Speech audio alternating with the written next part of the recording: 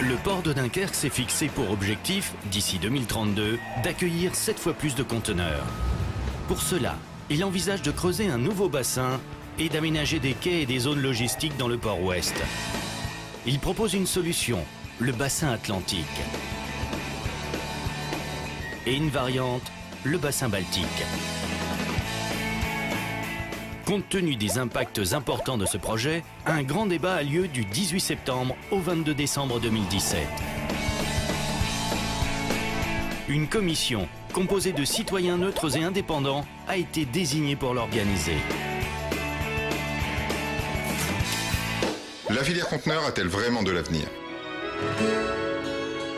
La place de l'industrie dans le port serait-elle préservée? Ce projet permettrait-il de créer les 16 000 emplois directs et indirects annoncés? Quel type d'emploi et pour qui? Quels seraient ses impacts sur l'environnement, sur le bruit et la sécurité routière? Et sur la qualité de l'air? Sur l'accès à la mer? Les routes, les voies ferrées et les canaux permettraient-ils d'acheminer ces conteneurs? Les objectifs du port sont-ils crédibles? Et ce projet est-il souhaitable? Pour que chacun puisse s'exprimer sur ces questions, vous êtes invités à des rencontres sur l'ensemble du Dunkerquois, sur les places, dans les centres commerciaux, dans les entreprises et les écoles. Ce projet vous concerne.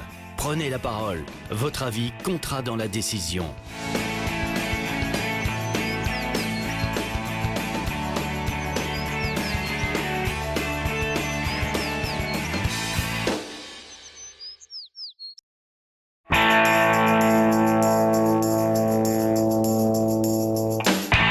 Je m'appelle Jacques Archambault, je suis vice-président de la Commission nationale du débat public et président de la commission en charge du débat sur l'extension du port de Dunkerque. Et j'animerai ce soir l'avant-dernière réunion du débat public puisque nous en avons déjà tenu quelques-unes. Voilà la façon dont on va travailler et réfléchir ensemble ce soir.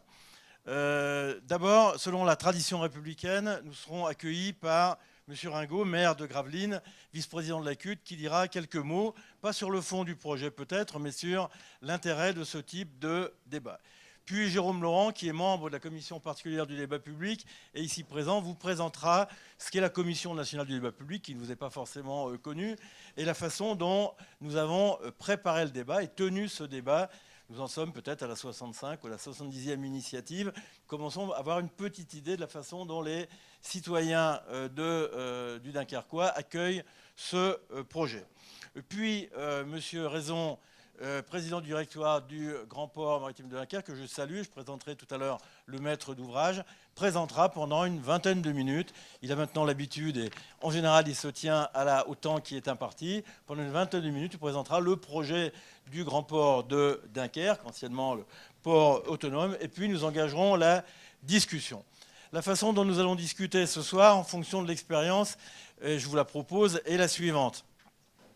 Dans un premier temps, on discutera des aspects généraux de ce projet, de son opportunité, de sa place dans la stratégie portuaire nationale, dans la stratégie du port. Bon, on discutera des questions d'emploi, on discutera des questions d'opportunité. Bon. Puis dans un deuxième temps, qui sera d'ailleurs un temps un peu plus long, car ce point vous concerne particulièrement, on discutera des impacts locaux, des impacts territoriaux. On a listé une série de points. Parce que ça fait un bout de temps qu'on arpente les marchés, qu'on arpente les centres commerciaux, qu'on va sur les places publiques. Donc on a entendu un certain nombre de choses. On notera, on vous présentera une série concernant le bruit, la circulation routière, les poussières, etc. Enfin, une série d'impacts relevés par nos concitoyens. Puis on discutera autour de ces impacts. Donc on va organiser la soirée en deux temps, une partie un peu sur les aspects généraux du projet. Il faut discuter quand même de ce projet qui est un des plus importants projets de la région des Hauts-de-France, son importance nationale, peut-être même son importance européenne. Et puis, deuxième partie, les impacts pour chacun et chacune d'entre vous. Le principe étant que on a à peu près un temps équivalent de parole entre la salle, les citoyens ici présents et le maître d'ouvrage, et que donc chacun disposera de 3 minutes, 3-4 minutes. On veille ça, hein, le maître d'ouvrage d'ailleurs est également chronométré dans ses réponses, de façon à ce que vous puissiez vous exprimer sur ces sujet. Voilà un peu, mesdames, messieurs, la façon dont on va travailler cet après-midi. Et sans plus tarder, je passe la parole à monsieur le maire de Gravelines, qui va nous dire le mot d'accueil traditionnel. Monsieur le maire, soyez remercié de nous accueillir.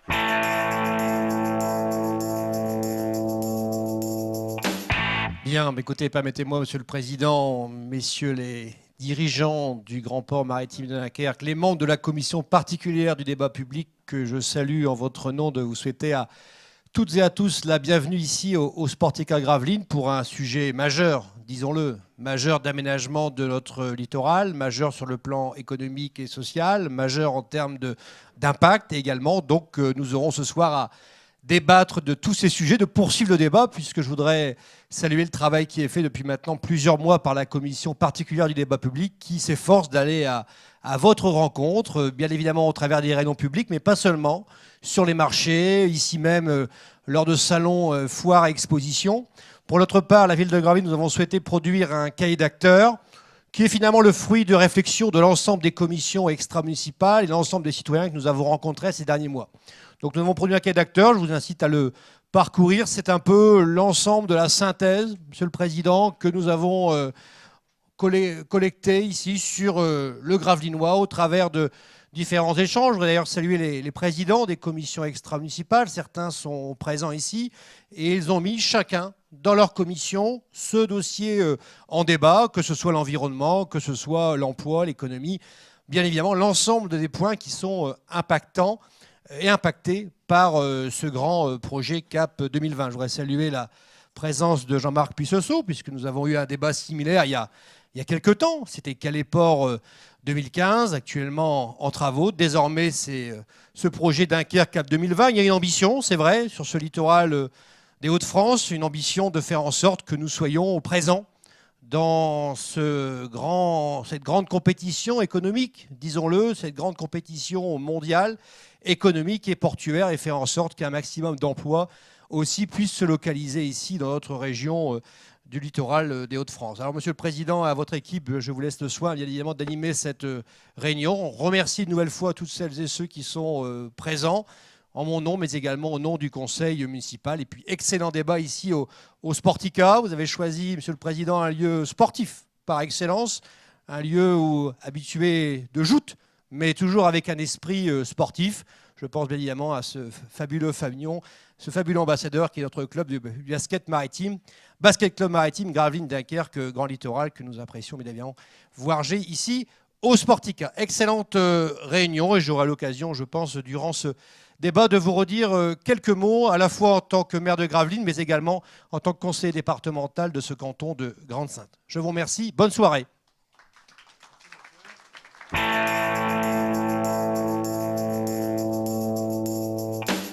Bonjour à tous. Donc tout d'abord, je présente par avance mes excuses à ceux qui ont déjà eu l'occasion d'entendre la présentation de la CNDP, mais je vois beaucoup de visages nouveaux compte tenu de l'abondance, compte tenu de votre forte présence. Donc je suppose qu'il y a des gens qui ne nous ont pas encore entendus. Bien, la CNDP... Donc, la Commission nationale du débat public est chargée de veiller au respect de la participation du public dans l'élaboration des projets d'aménagement ou d'équipement qui ont un fort enjeu, notamment sur le plan socio-économique, ou des impacts environnementaux, ou des impacts en termes d'aménagement du territoire. Monsieur le maire vient de rappeler que ce projet avait de tels enjeux. Et donc, c'est pour ça qu'il y a eu un peu plus de 80 débats qui ont été organisés jusqu'à présent. Vous êtes certainement beaucoup plus habitués à avoir des enquêtes publiques qui sont au stade final du projet, qui sont beaucoup plus nombreuses.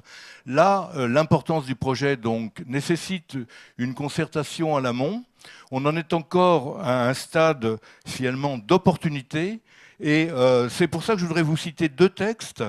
L'un, c'est la Convention d'Aarhus qui concerne l'information sur l'environnement, la participation du public aux projets concernant l'environnement et également les problèmes juridiques de post-décision. Donc chaque partie prend des dispositions pour que la participation du public commence au début de la procédure. c'est-à-dire lorsque toutes les options et solutions sont encore possibles et que le public peut exercer une réelle influence. Et donc c'est conforté par une directive projet de l'Union européenne qui dit à un stade précoce de la procédure, le public concerné se voit donner des possibilités effectives de participer au processus décisionnel en matière d'environnement. À cet effet, il est habilité à adresser des observations et des avis lorsque toutes les options sont envisageables. Donc on en est à ce stade-là et on verra ensuite la suite de la procédure. Alors, la Commission nationale du débat public a désigné un certain nombre a désigné une commission particulière du débat public chargée de mener cette concertation. Et donc, c'est à elle qui a eu en charge d'organiser cette concertation. Donc, il y a 8 membres qui sont des citoyens ordinaires, non dunkerquois bien sûr, qui sont totalement désintéressés vis-à-vis du projet, mais qui portent un fort intérêt au projet et aux discussions qui concernent ce projet. Et donc la mission de notre commission, donc du 18 septembre jusqu'au 22 décembre prochain, c'est d'abord de s'assurer de votre bonne information et que vous soyez en mesure de participer à ces débats, ces discussions. Et puis, puisque vous avez une connaissance locale, une expertise locale, c'est aussi d'éclairer le maître d'ouvrage pour enrichir ses propres réflexions et d'une certaine façon ainsi légitimer, démocratiser la décision. Alors, les principes du débat public sont au nombre de 5. D'abord, neutralité et impartialité. Je rappelle que ici, cette enceinte n'est pas le lieu de la décision. La décision appartiendra au final au maître d'ouvrage, et c'est tout à fait normal. Deuxième point fort, deuxième principe, c'est la transparence. Donc notre mission, c'est de faire en sorte que le maximum d'informations et de l'information pertinente puisse être disponible pour vous et que vous puissiez l'utiliser pour, troisième point, un débat argumenté. En fait, ce sont les arguments du maître d'ouvrage, vos propres arguments, qui peuvent améliorer le projet. Pour paraphraser un hebdomadaire, je dirais que c'est le choix des mots et le choc des arguments. Le choc des arguments, bien sûr, comme l'a rappelé Monsieur le maire tout à l'heure, dans la courtoisie. Quatrième principe du débat public, l'égalité de traitement. L'égalité de traitement, ça veut dire que chaque individu doit être entendu, doit être écouté au même titre qu'une multitude d'individus ou une collectivité. Ça a le même poids. Dernier principe, nous, commission particulière du débat public, tout d'ailleurs comme la commission nationale, nous sommes totalement indépendants par rapport aux maîtres d'ouvrage et totalement indépendants aussi par rapport aux acteurs locaux. Donc nous ne prenons pas parti sur le projet, on ne donne pas d'avis sur le fond. Ce qui nous importe, c'est vraiment la façon dont se déroulent les discussions, l'accessibilité aux informations, le fait que vous puissiez les exprimer. Et donc, nous émettrons à la fin de notre mission des recommandations qui ne porteront bien sûr pas sur le fond, mais qui porteront sur la poursuite de la concertation. Alors, pour servir de fond au débat, vous avez trouvé sur vos chaises le dossier et la synthèse du dossier. C'est bien sûr ce qui a été réalisé par le maître d'ouvrage, c'est sous la responsabilité du maître d'ouvrage. Et ça sert à vous éclairer. Il y a un certain nombre d'arguments dans ces dossiers. Et ces arguments, vous pouvez être d'accord avec eux, les contester. C'est le principe même du débat public. Alors, bien sûr, nous, lorsque nous avons eu connaissance du dossier, nous n'avons pas, nous n'avons pas imaginé que tout ce qui était dans le dossier était forcément des points en jeu. Et donc, nous avons eu un certain nombre de consultations préalables, bilatérales, tout à fait informelles, qui nous ont permis, auprès des acteurs locaux, de voir finalement quels sont les sujets qui les préoccupaient, les sujets qu'ils souhaitaient voir traités. Et nous avons ainsi pu organiser sur cette base-là une journée préparatoire qui a permis collectivement de confirmer donc quels étaient les enjeux des débats, les points sur lesquels il fallait plus particulièrement s'appuyer. Alors au cours de cette journée, donc, il y a eu 200 participants qui représentaient à peu près 80 groupements, donc très, très variés. Et nous avons pu avoir ainsi sur des post-it un nombre considérable de propositions de thèmes ou de parties de thèmes à aborder. Alors, au cours de ces 3 mois, nous avons organisé un certain nombre d'événements publics, donc 4 réunions publiques, celle-là est la 4e et dernière, 25 débats mobiles. Monsieur le maire y a fait allusion tout à l'heure, donc tout le monde ne peut pas assister aux réunions publiques, tout le monde n'ose pas forcément prendre la parole lors de ces réunions publiques. Aussi, nous allons au-devant de la population, des populations concernées, nous leur posons des questions, nous les informons. Le port, d'ailleurs, assiste avec nous à ces débats mobiles et il a été extrêmement présent et il faut le féliciter. Et donc, au cours de ces débats mobiles, là, vous avez un exemple. On peut regarder et on peut visualiser. On a eu, notamment dans la seconde partie des débats mobiles, cette carte qui nous a beaucoup servi. Et les gens, les populations concernées pouvaient se représenter ce projet. En fait, c'est du bon pied, bon oeil. On peut marcher dessus. Il y a eu aussi une dizaine de focus group. Donc les focus groups, ce sont des groupes thématiques. On n'a pas abordé de thème lors de ces réunions de thèmes particuliers, mais on a réuni un certain nombre d'acteurs qui avaient en commun des thèmes particuliers, donc les agriculteurs, les associations de protection de la nature, les industriels, j'en oublie beaucoup puisqu'il y en avait 10. On a aussi auditionné un certain nombre d'experts, des experts locaux ou des experts nationaux sur des thèmes extrêmement variés. Par exemple, le marché des conteneurs, l'évolution du marché des conteneurs, ou des sujets beaucoup plus terre-à-terre. Nous avons réalisé un séminaire emploi et formation. Hier s'est tenu un atelier sur la circulation routière parce qu'il est apparu que le problème de la circulation des poids lourds était un gros problème, ce que nous avions sous-estimé peut-être au démarrage. Et c'est vous, lors des débats mobiles et lors des diverses réunions, qui nous l'avez dit. Il y a eu aussi un débat à l'université. Il aurait dû y avoir 2 rendez-vous du débat Histoire du port, lui s'est tenu, et le port et la ville. Malheureusement, les circonstances climatiques n'ont pas permis lundi de tenir ce débat. Ce que les cieux n'ont pas voulu, peut-être que la suite du débat le permettra, et on aura comme ça la confirmation des relations fortes entre le port et la ville. Alors, vous avez, il y a différentes modalités pour donner son avis ou poser des questions. Vous les voyez là sur l'écran. Vous pouvez déposer des questions sur le site internet. Vous avez jusqu'au 22. Hein, on est proche de la date ultime, mais vous avez encore le temps. Vous pouvez donner également votre avis. Vous pouvez répondre aux questionnaires. Il y a des questionnaires papier là qui étaient sur votre chaise. Vous pouvez, si vous êtes un collectif, rédiger un cahier d'acteurs. Ça risque d'être peut-être un peu difficile maintenant, mais vous pouvez toujours donner votre avis sur la plateforme. Le débat public, donc vous avez là la page d'accueil du questionnaire.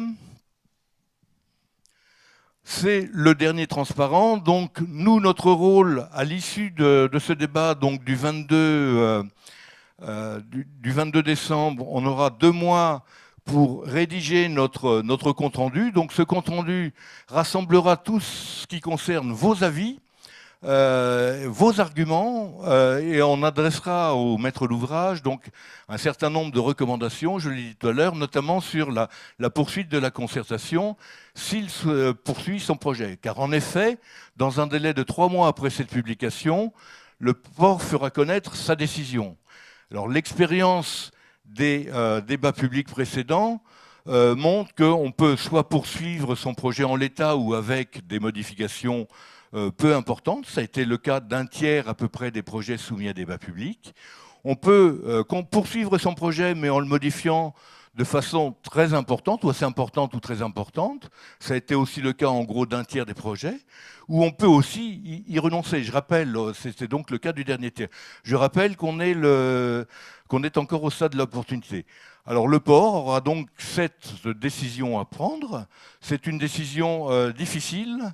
Prendre des décisions dures sur des certitudes molles, ce n'est jamais facile, mais vos contributions au débat auront certainement permis de rendre moins molles ces certitudes. Merci. Merci Jérôme Laurent. Donc on va attaquer. Il faut que vous sachiez, après la présentation de Monsieur Raison, que vous pourrez poser une série de questions. Vous pouvez le faire de 3 façons. Vous pouvez le faire en rédigeant par écrit une question. Alors je ne sais pas où sont les feuilles. Habituellement je dis les feuilles parce que je suis originaire de Lyon. Mais les feuilles, elles doivent être quelque part ici. Vous pouvez lever la main et on essaiera d'être équitable dans la répartition de temps de parole. Puis vous pouvez également m'adresser un SMS. Donc mon numéro de téléphone, si vous voulez bien le noter, est le 06 17 77 63 23. C'est mon téléphone personnel, donc vous pouvez 06 17 77 63 23. Vous pouvez m'adresser un SMS. Bon, on demande aux gens de se présenter, c'est-à-dire de dire je suis monsieur ou madame un tel, je suis représentant le syndicat un tel, ou je suis au contraire citoyen, habitant de Gravelines. Ça de façon à ce que chacun puisse intervenir et poser sa question. Voilà la façon dont on va travailler ce soir. On essaiera de traiter l'ensemble des questions. La parole est à vous, monsieur le président du directoire du port. Je salue le président du conseil de surveillance du port et monsieur Lebris qui a été notre correspondant pendant tout le débat et qui a été extrêmement actif dans ce débat. La parole est à vous pour 20 minutes, monsieur Raison, pour la présentation de votre projet, enfin du projet du port.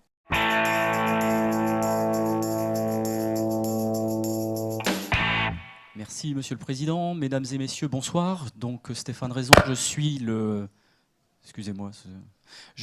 président du directoire du port. Donc je suis accompagné effectivement de François Soulet de Brugière, qui est le président du conseil de surveillance, donc l'organe délibérant du port, et d'Erwan Lebris, qui est membre du directoire, et qui est effectivement la cheville ouvrière de cette préparation de débat. Je vous propose qu'on commence par un petit film, et puis après je reprendrai la parole.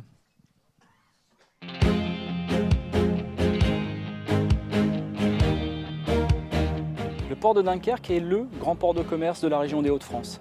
Avec le projet CAP 2020, il entre dans une nouvelle ère de développement qui permettra de créer une nouvelle valeur sur tout le territoire régional, tout en tenant compte de toutes les questions environnementales.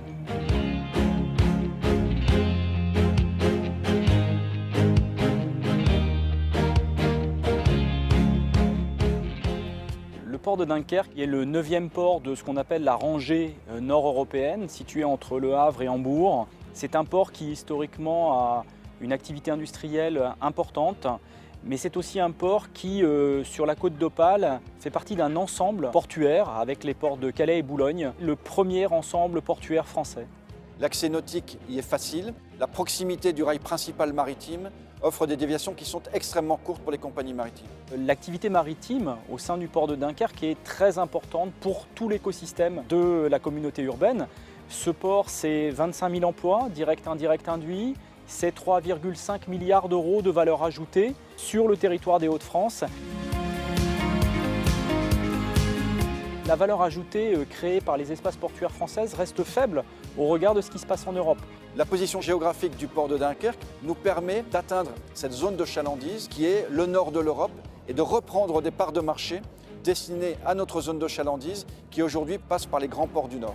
CAP 2020 est un projet qui permet d'augmenter les capacités d'accueil des navires maritimes et le développement du conteneur. En 10 ans, la capacité à emporter des conteneurs a quasiment doublé. Il s'agit d'accompagner le développement du conteneur par le développement de la logistique, création d'entrepôts. Et il s'agit d'imaginer ce que seront les infrastructures portuaires d'ici une vingtaine d'années, mais également accompagner les développements des compagnies maritimes. Nous aurons un système qui sera totalement écologique. C'est-à-dire que les marchandises qui arriveront ici pourront repartir et desservir tout le nord de la France par des moyens multimodaux. C'est un projet qui est complètement durable, c'est aussi un projet qui est réaliste au regard de nos capacités financières et c'est un projet qui accompagne l'ensemble du développement du territoire de Dunkerque.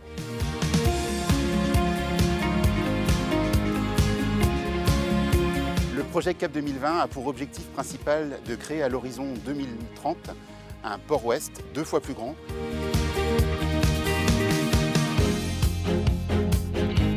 Le scénario atlantique consiste en la prolongation des quais déjà existants sur le bassin de l'Atlantique.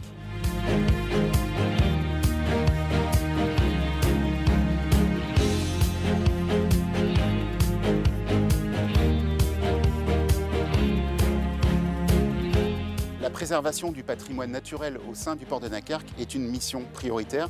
Le port de Dunkerque a élaboré un schéma directeur du patrimoine naturel qui nous a permis de définir les zones pouvant être aménagées à terme et celles qui seraient sanctuarisées. Objectif de croissance, c'est au bout du bout 2,5 millions de conteneurs, si on doit faire simple, de développer 16 000 emplois, directs, indirects et induits, et 1,8 milliard d'euros de valeur ajoutée.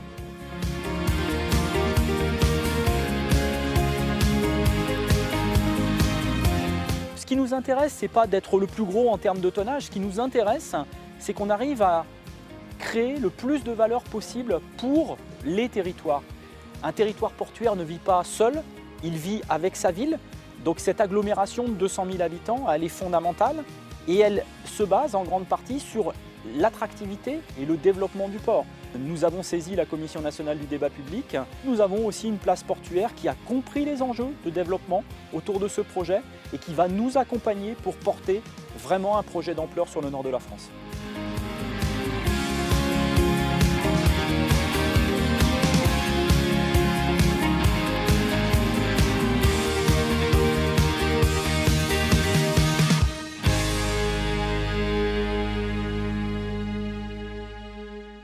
Au moment où on réalisait ces images qui sont un peu datées maintenant, c'est vrai qu'on a fait beaucoup de réunions, Monsieur le Président Archambault le disait, beaucoup de réunions sur le terrain. On n'imaginait pas finalement l'impact des décisions récentes en matière d'aménagement portuaire. Alors on va démarrer la présentation. Je ne sais pas si elle va arriver, voilà. Dunkerque au cœur de la stratégie nationale. Alors, ceux qui ont déjà vu 3 fois la présentation verront une différence entre celle de Lone Plage et celle d'aujourd'hui pour une raison relativement simple. C'est que le 17 novembre et le 21 novembre, le Premier ministre, d'une part au CIMER, au Comité interministériel de la mer, et le 21 novembre aux Assises de la mer au Havre, a affirmé une stratégie nationale portuaire différente. Il a annoncé plusieurs choses. Il a annoncé qu'en fait, la France, c'était 3 grands systèmes portuaires. Le premier, Dunkerque, pour le nord de la France, avec son voisin Calais, Boulogne. Le deuxième, la vallée de la Seine, avec le Havre. Et le troisième, le port de Marseille.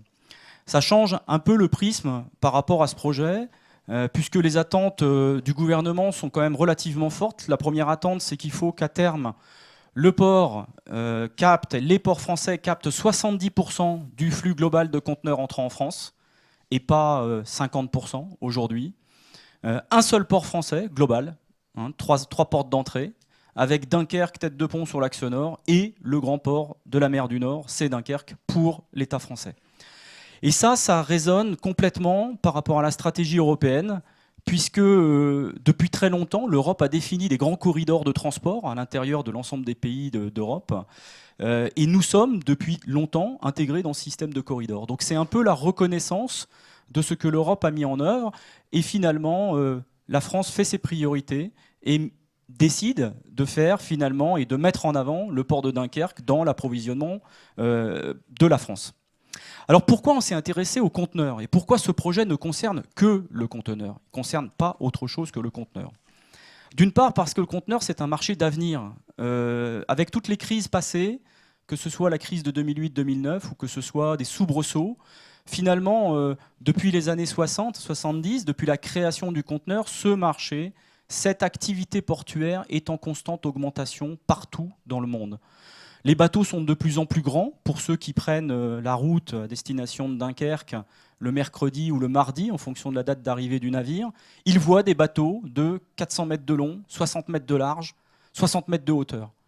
Et ça, c'est le transport maritime d'aujourd'hui, c'est-à-dire que les bateaux sont de plus en plus grands et sillonnent le monde pour amener des marchandises de la terre entière, mais aussi pour repartir de France avec des marchandises. 180 millions de conteneurs échangés en 2014, et nous pensons, toutes les analyses le confirment, en tout cas toutes celles qu'on a pu aller trouver, les experts qu'on a été chercher, d'ailleurs ça confirme aussi les experts qui étaient là à l'atelier préparatoire le 19 septembre, ont confirmé que finalement ce marché était en pleine croissance. Il est encore en croissance, on le verra tout à l'heure, de 8% sur le début de cette année 2018. Donc des échanges, des bateaux de plus en plus grands et une réduction du nombre d'escales, parce que les bateaux, ça coûte très cher et donc ils ne peuvent pas s'arrêter n'importe où. La filière est en plein essor, je le disais. Il y a une augmentation majeure du transport de conteneurs vers l'Europe. On prévoit donc un doublement du trafic actuel. Et pour 2017, vous voyez une progression de 6,1%. Il y a des zones qui sont au-delà de 8%. Deuxième élément très important, pourquoi le conteneur? C'est que le conteneur est une filière créatrice de valeur. 1 million de conteneurs, c'est entre 6 et 10 000 emplois avec la logistique associée. Hein, ce n'est pas nous qui le disons, ce sont là aussi des experts, la Banque mondiale, nos études.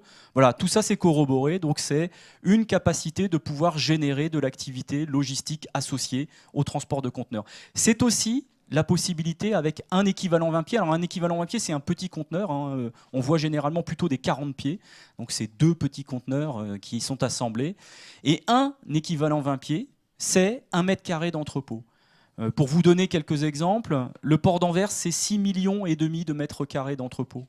Le port du Havre, c'est 1,7 million de mètres carrés d'entrepôt. Le port de Dunkerque, c'est 130 000 mètres carrés d'entrepôt à ce jour.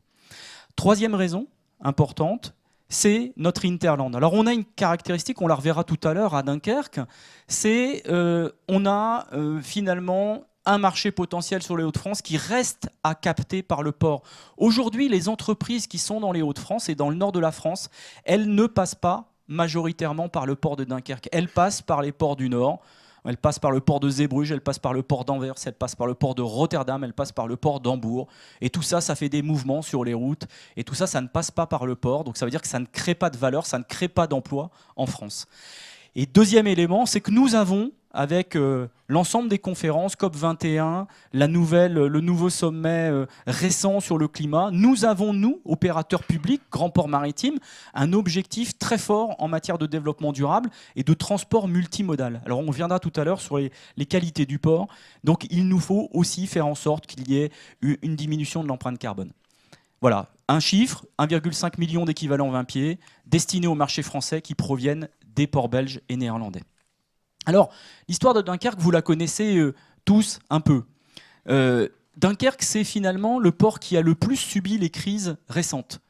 La crise la plus dure, ça a été celle du pétrole, à partir de 2009, avec la fermeture de la raffinerie Total, qui faisait vivre une grande partie du territoire, puis la fermeture de la raffinerie SRD en 2015 et 2016, qui a, là aussi, mis un coup d'arrêt à l'ensemble de modèles économiques. Donc finalement, le port, il a des chances, il a des piliers, il a la chance d'avoir une activité autour de la sidérurgie très importante, et on lui souhaite de rester très très importante pendant encore un nombre d'années. On a une activité à destination de la Grande-Bretagne, ce qu'on appelle le roulier, le transport de véhicules et de marchandises à destination de l'Angleterre. Et puis, on a finalement, à notre table, sur laquelle il faudrait qu'il y ait 4 pieds, on n'en a que 2 qui fonctionnent. On a un pied sur les vracs liquides qui n'existe plus. Alors là, on espère que le terminal méthanier, et c'est bien parti, va réussir, lui, à ramener de la valeur aussi sur le territoire. Et puis le dernier pied, ce sont les conteneurs. Vous voyez que dans ces 4 pieds, il y en a un qui est tout petit, c'est le marché du conteneur, alors que finalement, le marché mondial est en croissance. Donc notre objectif, c'est, la slide d'après, c'est-à-dire rééquilibrer nos trafics pour finalement être plus résilients sur les crises à venir. On ne veut pas subir les crises telles qu'on les a subies en 2009, en 2013, en 2015. Il faut qu'on arrive à équilibrer notre business model, il faut qu'on arrive à équilibrer notre économie portuaire. Et pour ça, il y a eu des investissements, on en a réalisé, le terminal méthanier, on a réalisé des investissements sur le terminal roulier. On est en train de réaliser une première partie d'investissement insuffisante sur la partie CAP 2020, sur le terminal de Flandre. Donc c'est pour ça qu'on lance ce projet CAP 2020. Et puis on se renforce aussi sur la filière vrac. Alors quels sont nos atouts ? Pourquoi on fait ça et pourquoi on pense que finalement on a de grandes chances de réussir ? Le premier atout très fort, c'est que Dunkerque, vous savez, en face de chez nous, il y a une grande route maritime. C'est la deuxième route maritime mondiale, derrière le détroit de Malacca qui est en face de Singapour. Et devant cette route-là, il passe environ 600 bateaux par jour. Ça, c'est un premier point. Le port de Dunkerque, c'est le port qui est le plus près de cette route maritime où les marchandises arrivent en Europe du Nord. On est aussi au cœur d'un triangle de métropoles, Bruxelles, Londres, Paris. Ces métropoles, c'est 80 millions d'habitants dans un rayon de 400 km. 80 millions d'habitants dans un rayon de 400 km, donc des consommateurs. On est situé sur ce corridor européen que j'ai évoqué tout à l'heure. Et puis surtout, on est propriétaire d'un foncier qui a été acheté dans les années 70, qui nous permet d'envisager des développements. Ces terrains-là, ce sont des terrains qui sont aujourd'hui propriété du port. On a aussi d'autres caractéristiques qui sont extrêmement importantes pour faire quoi ? Pour faire une excellence en matière de transport multimodal sur le conteneur. Premièrement, on est depuis toujours le premier port ferroviaire français. plus de 13 millions de tonnes par an. On est le premier port fluvial des Hauts-de-France, avec un réseau à grand gabarit qui va jusqu'à l'île Valenciennes et qui va jusqu'en Belgique. On est une plateforme de transbordement, là je l'ai dit, à proximité des ports anglais et d'Europe du Nord, et on a un réseau très dense de liaisons à courte distance. Il y a un réseau autoroutier qui est de bonne qualité, vers Lille, vers la Belgique, vers Calais, vers Paris. Et puis, on s'est structuré au sein de la région dans une association qui s'appelle Nordlink-Port et qui regroupe une multitude de ports. Donc on travaille là aussi en réseau avec tout un tas d'acteurs qui veulent la même chose, qui veulent finalement du développement sur le territoire, mais pas du développement anarchique, du développement durable, du développement continu pour le bien de notre territoire, les Hauts-de-France, le Dunkerquois d'abord, effectivement parce qu'on est à Dunkerque, mais aussi les Hauts-de-France. Alors, quel est ce projet et quels sont nos enjeux? Le projet, c'est effectivement, je l'ai dit tout à l'heure, capter dans la vidéo à peu près 2,5 millions de conteneurs. Si on doit se comparer par rapport au port de Rotterdam ou d'Anvers, aujourd'hui le port de Rotterdam c'est 12 millions de conteneurs, le port d'Anvers c'est 10 millions de conteneurs. Donc vous voyez, c'est une toute petite part du marché. Ça représentera en 2035 2,3% du volume en Europe du Nord. Donc on n'est pas à aller chercher un miracle, on est allé chercher quelque chose de raisonnable. On veut reconquérir cet arrière-pays, faire en sorte que les entreprises françaises ou les entreprises étrangères basées sur notre territoire, elles passent par un port français.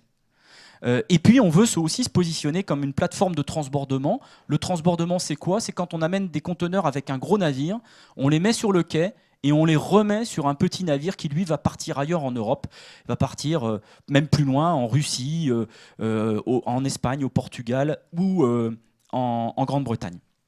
Alors ce projet, c'est, là aussi on l'a dit dans la vidéo, 16 000 emplois directs, indirects, induits, à peu près 5 000 sur le territoire de Dunkerque et de sa conurbation, et le reste des emplois sur tout le territoire des Hauts-de-France.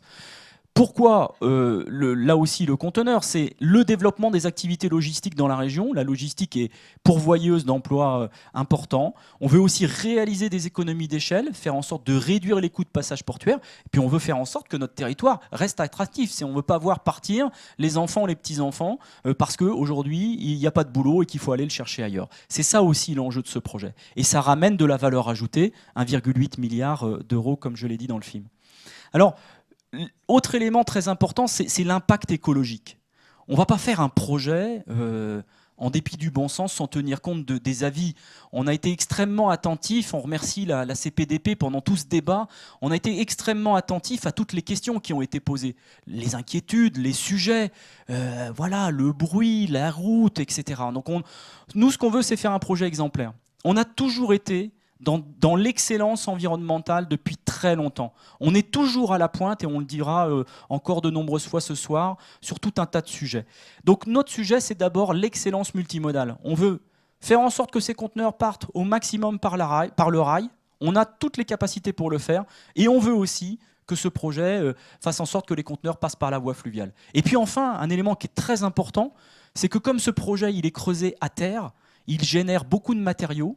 Donc on va creuser du sable, et ce sable, on veut le réutiliser pour lutter contre le changement climatique et protéger l'ensemble du littoral. Vous savez qu'on a une problématique importante dans la plaine de Flandre de protection des lieux habités contre les submersions. Et donc le projet participera lui aussi à ça. Donc le projet qu'on a choisi, il y avait une solution, une variante. Les deux, on a étudié les deux dans le détail, vous retrouverez tout ça dans le dossier, dans les annexes. On a plutôt privilégié celui-là comme notre solution, parce que c'est finalement un projet qui est moins cher, à l'époque où tout le monde cherche de l'argent public, donc on a privilégié ça. C'est pas vraiment ça le seul sujet, c'est aussi le projet qui est beaucoup plus respectueux de l'environnement. C'est un investissement qui est sécurisé et c'est finalement le même projet, c'est-à-dire que les travaux que vous voyez aujourd'hui sur le terminal des Flandres, eh ben on les continue, on s'enfonce dans la plaine de Flandre et puis on ajoute des morceaux de quai, 2 postes à quai supplémentaires en première phase et 2 postes à quai supplémentaires en deuxième phase. Voilà. Et avec les matériaux, on fait des zones logistiques qu'on espère remplir rapidement après d'entrepôts logistiques. Alors les critères, je le disais, on a aussi beaucoup de critères qui ont été analysés. D'abord, il y a un projet qui consomme beaucoup plus d'espace que l'autre, donc entre 1000 et 1300 hectares. Il y a un projet qui implique de creuser beaucoup plus de matériaux, d'enlever beaucoup plus de matériaux, dont il faudra faire quelque chose, et pas que la gestion du trait de côte. Et puis, il y a un projet qui est un peu plus cher que l'autre, effectivement, dans une phase où on recherche de l'argent public. Alors, quelques éléments sur les impacts, la maîtrise des impacts, parce qu'on a beaucoup entendu, le président Archambault l'a répété à de nombreuses reprises, beaucoup de sujets qui ont émergé, qui sont fondamentaux pour nous, qui nous ont éclairés sur ce que pensait le public et ce que disait le public. On a participé à tous les débats mobiles, toute notre équipe a été sur le terrain.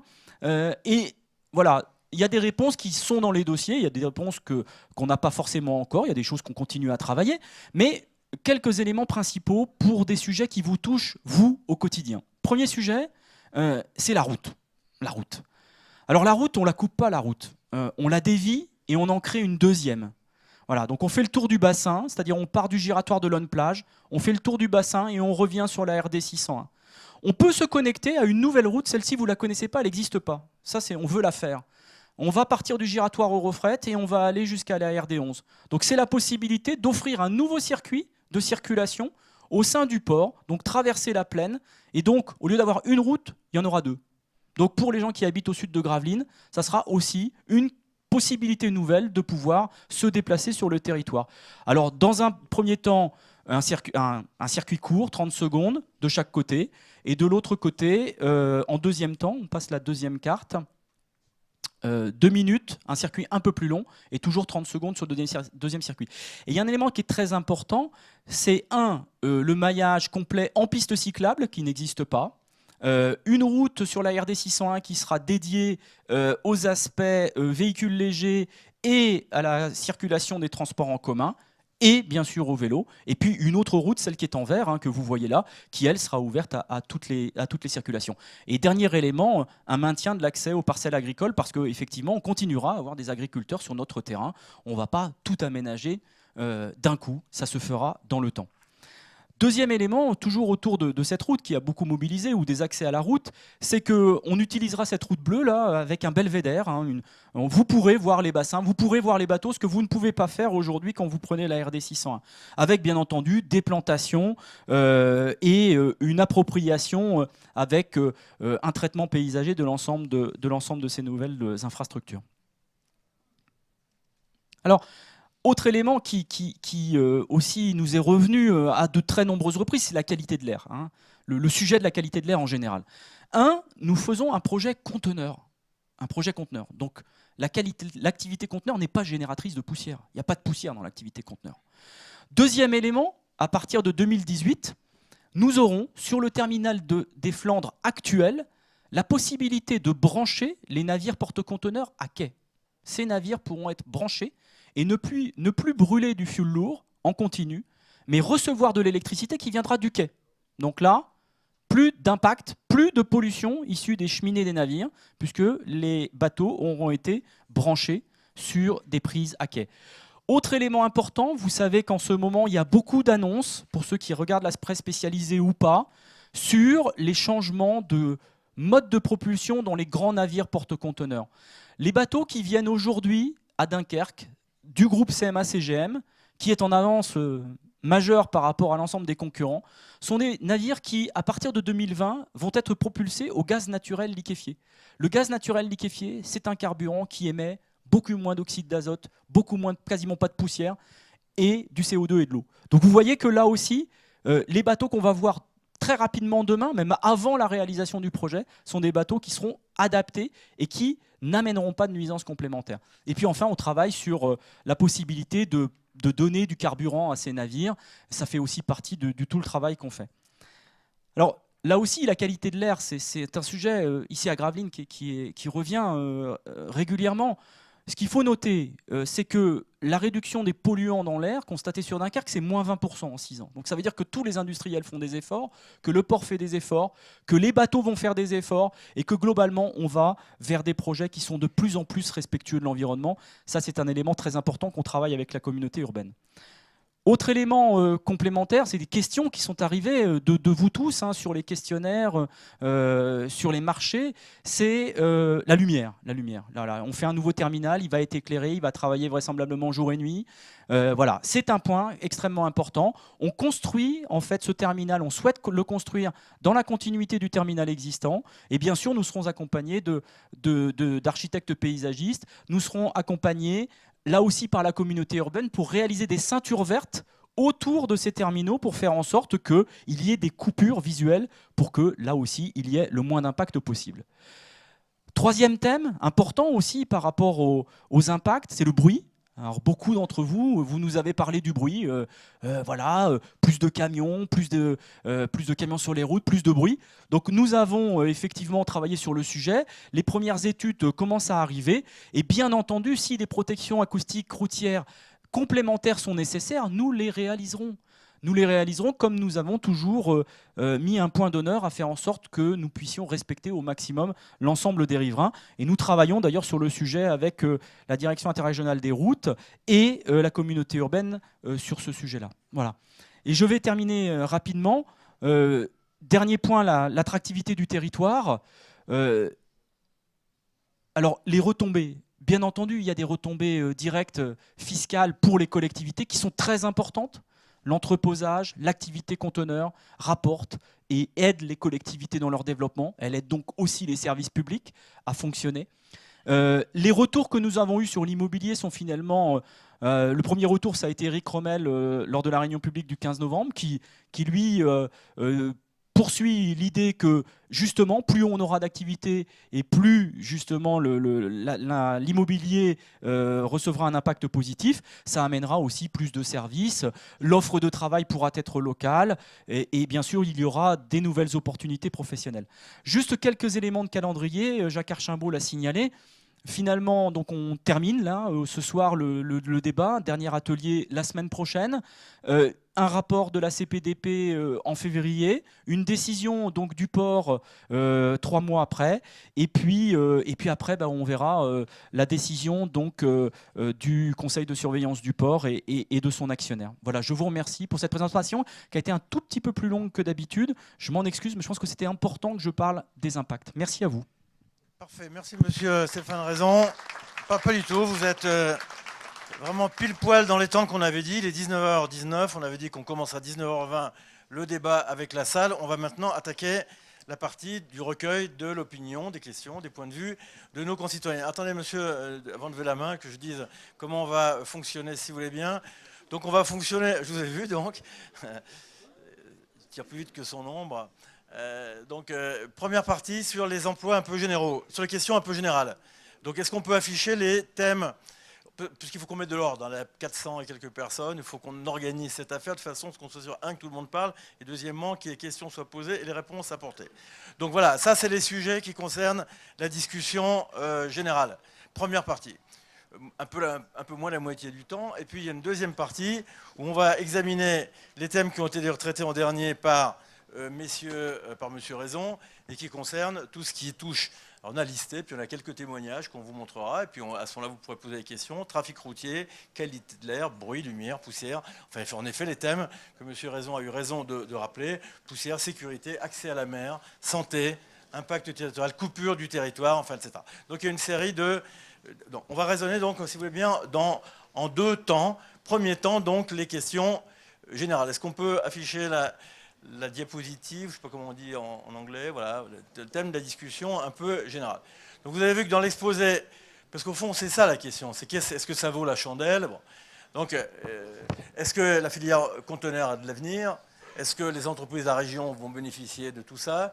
Est-ce que les emplois dont il est question, 16 000 emplois, c'est absolument considérable, seront au rendez-vous? Pour qui? Pourquoi? Dans quelles conditions? Quelle formation?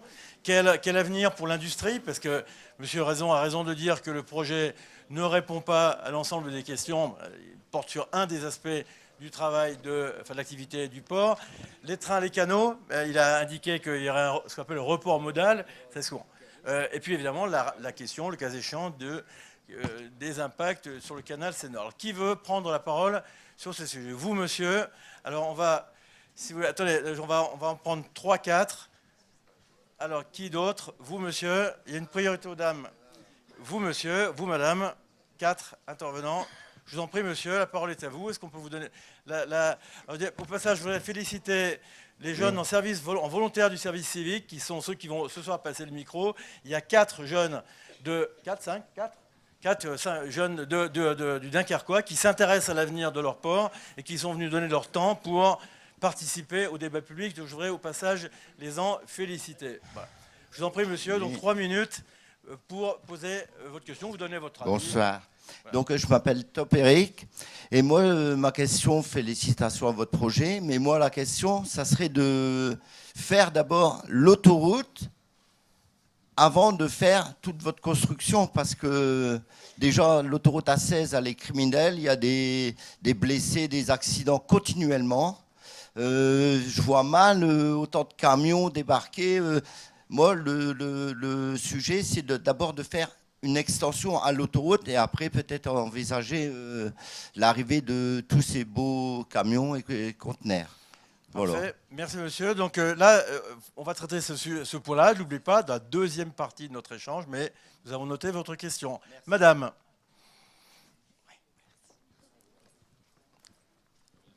Elle arrive. Madame. Merci Christelle Delahaye, MEDEF Côte d'Opale. Toutes les études qui ont été menées prévoient donc la création de nombreux emplois, plus de 5500 emplois à Dunkerque et environ. Alors, au-delà des emplois de services portuaires et de services aux navires, de quelles compétences et de quel nouveau savoir-faire aurons-nous besoin, ou aurez-vous besoin, vous, port de Dunkerque et vos contractants? Première chose. Et en termes de formation, effectivement, quel est le projet pour former la population locale à ces nouveaux métiers et pour répondre au mieux aux besoins, bien sûr, des entreprises et de leurs futurs besoin, oui, en compétences. Merci madame. Une personne a levé la main. Voilà, je vous en prie. Est-ce qu'on peut vous apporter le micro? Je vous en prie si vous pouvez vous lever, monsieur. Parce que tout ça est filmé, oui, enregistré, et laisse une trace. Bonsoir, monsieur Bossu, citoyen de Dunkerque. À la lecture des cahiers d'acteurs déposés sur le site de la commission de débat public et à travers les différentes réunions qui ont été menées, on constate qu'une partie de la population s'interroge sur l'intérêt du projet CAP 2020. Hormis les emplois, qui sont certes essentiels pour l'avenir du bassin dunkerquois, quels sont les bénéfices que peuvent attendre la population du bassin dunkerquois de ce projet? Merci monsieur. Quel type de bénéfices? Les emplois, c'est évidemment important. Qui veut intervenir encore? Qui veut demander la parole? Vous, monsieur Rebelote, donc vous avez oui, mais voilà. C'est un bout de temps que je dirige cette affaire, je connais tout le monde. C'est pas vrai. Allez-y, monsieur, je vous en prie. Oui, bonsoir, Patrick Girardin, MEDEF Côte d'Opale. C'est pour ça que je disais Rebelote. Alors, à ce stade des échanges, à ce stade des débats, nous avons compris que l'ambition du port de Dunkerque, c'est de conquérir un hinterland marchand sur le segment du conteneur. Hinterland qui est aujourd'hui quasiment trusté par les ports du Benelux. Et en même temps, Dunkerque reste une grande place industrielle. Et ce, en dépit de l'arrêt du raffinage. Alors ma question est un peu une question d'ordre stratégique pour le port de Dunkerque. Monsieur le président du directoire, vous avez employé l'image de la table avec ses 4 pieds. Et moi, je voudrais savoir dans quelle mesure CAP 2020 pourrait également servir le développement industriel pour celles des industries qui sont déjà présentes, mais également les futures implantations industrielles sur le domaine portuaire du Grand Port Maritime. Merci. Merci monsieur. Vous tenez dans les délais. Parfait. Qui a une 4e question à poser? Puis après on regarde la réponse. Je vous en prie, monsieur. Et vous monsieur, c'est ça? Quelqu'un là-bas? Vous, monsieur, d'accord, très bien. Je vous en prie, allez-y. Ah, vous n'avez pas le micro. Je garde le mien parce que déjà je me fais disputer parce que je le tiens mal. C'est le monsieur qui est là. Non, allez-y, monsieur. Vous aviez... voilà. Oui, donc Patrice Gilliot, voilà, j'habite sur le secteur. Donc j'ai bien apprécié le discours de monsieur Raison, mais il faut dire aussi que c'est un discours de porteur de projet. Forcément, on ne pouvait pas s'attendre à un autre discours, bien entendu. Ce qui m'interpelle néanmoins à ce niveau, on est au niveau de la CNDP, donc il y a encore beaucoup à faire sur le projet, c'est qu'on a 2 solutions. Il y a une solution qui est la solution projet, mais monsieur le directeur du port l'avait dit, et on a une solution qui est une solution de variante. J'aurais préféré qu'à ce stade, je dirais, d'instruction du dossier, j'aurais préféré qu'on ait projet 1 et projet 2 plutôt qu'un projet principal et un projet variante. Très bien, monsieur. Ensuite, une question qui était posée alors souvent, la deuxième, si vous voulez, oui. J'en profite. Si on peut détailler les financements envisagés pour cette opération.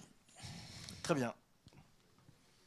Monsieur, vous en prie, et puis monsieur au fond, je vous ai vu. Très bien. Monsieur Allan, transporteur, utilisateur du terminal à conteneurs depuis une vingtaine d'années. Depuis 20 ans, on constate que les échanges entre l'Est et l'Ouest du monde sont en pleine croissance. À peu près 10% tous les ans, il y a vraiment une forte croissance. Et aujourd'hui, moi, je constate que sur la zone logistique de Dunkerque, on est toujours en statu quo. On ne voit pas de construction, on voit très peu de zones logistiques se développer, alors qu'aujourd'hui, on transporte tout en conteneur. Du sucre, du cuivre, des minéraux, tout ce qui était transporté en cale se transporte aujourd'hui en conteneur. Et ça va encore augmenter. Donc, qu'est-ce que vous comptez faire pour étendre les zones logistiques? Très bien, monsieur, tout au fond, je vous en prie. Et ensuite, oui, bonjour monsieur, je m'appelle Tourillon, j'habite le Dunkerquois. On est dans une région aussi à Dunkerque dont le taux de chômage est supérieur à la moyenne, ça tout le monde le sait. Le projet CAP 2020 s'appuie sur des études reconnues et celles-ci s'accordent sur le principe que 1000 conteneurs génèrent entre 6 et 10 emplois directs et indirects. Ça a été rappelé par monsieur le président du directoire.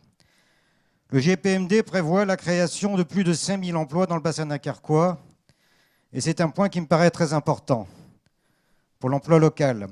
Et il est au centre de l'intérêt porté par le territoire sur ce projet. L'emploi, c'est quand même la préoccupation principale des Français. Ma question, elle est toute simple. À quelle date verrons-nous apparaître les premiers emplois sur le territoire par rapport à ce projet ? Et je voudrais savoir ce que représente, du moins, je comprends ce que c'est que des emplois directs. Les emplois dans le secteur maritime, logistique et les transports. Mais est-ce que vous pouvez également nous donner des exemples concrets de ce que signifie le terme d'emploi indirect? Merci. Bien, la parole est à vous, monsieur le président du directoire. Les questions sont exactes. Bon, à part la première qu'on va donc traiter dans la deuxième partie, mais elles sont dans le cœur de cible. Je vous en prie, je vais veiller à ce que... Je vais cocher au fur et à mesure les questions. Une fois n'est pas coutume, on va se séparer la parole. Voilà. C'est monsieur Lebris qui va commencer par répondre. Comme vous voulez. Donc, bonjour à toutes et à tous. La première question, je crois, portait sur l'autoroute A16. Non, l'autoroute A16, deuxième partie, monsieur Lebris, si vous voulez bien. On va en deuxième partie. C'est-à-dire impact locaux, impact autoroutier. Est-ce qu'on fait d'abord l'autoroute, d'abord le projet? Est-ce qu'on élargit l'autoroute? Donc on va, si vous voulez, deuxième partie. D'accord. Donc la question suivante, c'est les emplois locaux. C'est les emplois. Les emplois, c'est... comment? Voilà, les emplois. Les emplois, donc je crois que la question c'était, en fait il y a eu 2 fois à peu près la même question. En fait c'est, on comprend bien ce que recouvre la notion d'emploi direct, si j'ai bien compris la question, mais que recouvre la notion d'emploi direct qui est peut-être plus complexe à comprendre. C'est quoi ces emplois? Alors ça, cette question a été posée, pardonnez-moi, c'est... En gros, les emplois, on voit à peu près, vous nous dites secteur logistique, temps, commerce, temps, ça. Mais c'est quel métier? On voudrait se repérer un peu, je pense. Les citoyens ont posé la question souvent. C'est quel type de métier? C'est quel type de qualification? C'est des emplois ouvriers? C'est des emplois de cadre? C'est des emplois d'ingénieurs? C'est des emplois... Donnez un peu au-delà du chiffre, des éléments. Je crois que ça correspond à un bout de la question qui est posée. Quand on veut, pour y croire, si on veut y croire, on a besoin de savoir ce dont il est question. Voilà. Alors c'est moi qui vais donner une réponse sur cette partie-là. D'abord parce que dans mon travail quotidien, je fais de la formation, particulièrement la formation continue, donc je vois un peu le genre d'emploi qu'il nous faut. Et d'autre part, comme je suis dans la distribution, je peux vous expliquer quels sont les emplois indirects qu'on peut obtenir quand on a un port à côté de chez soi.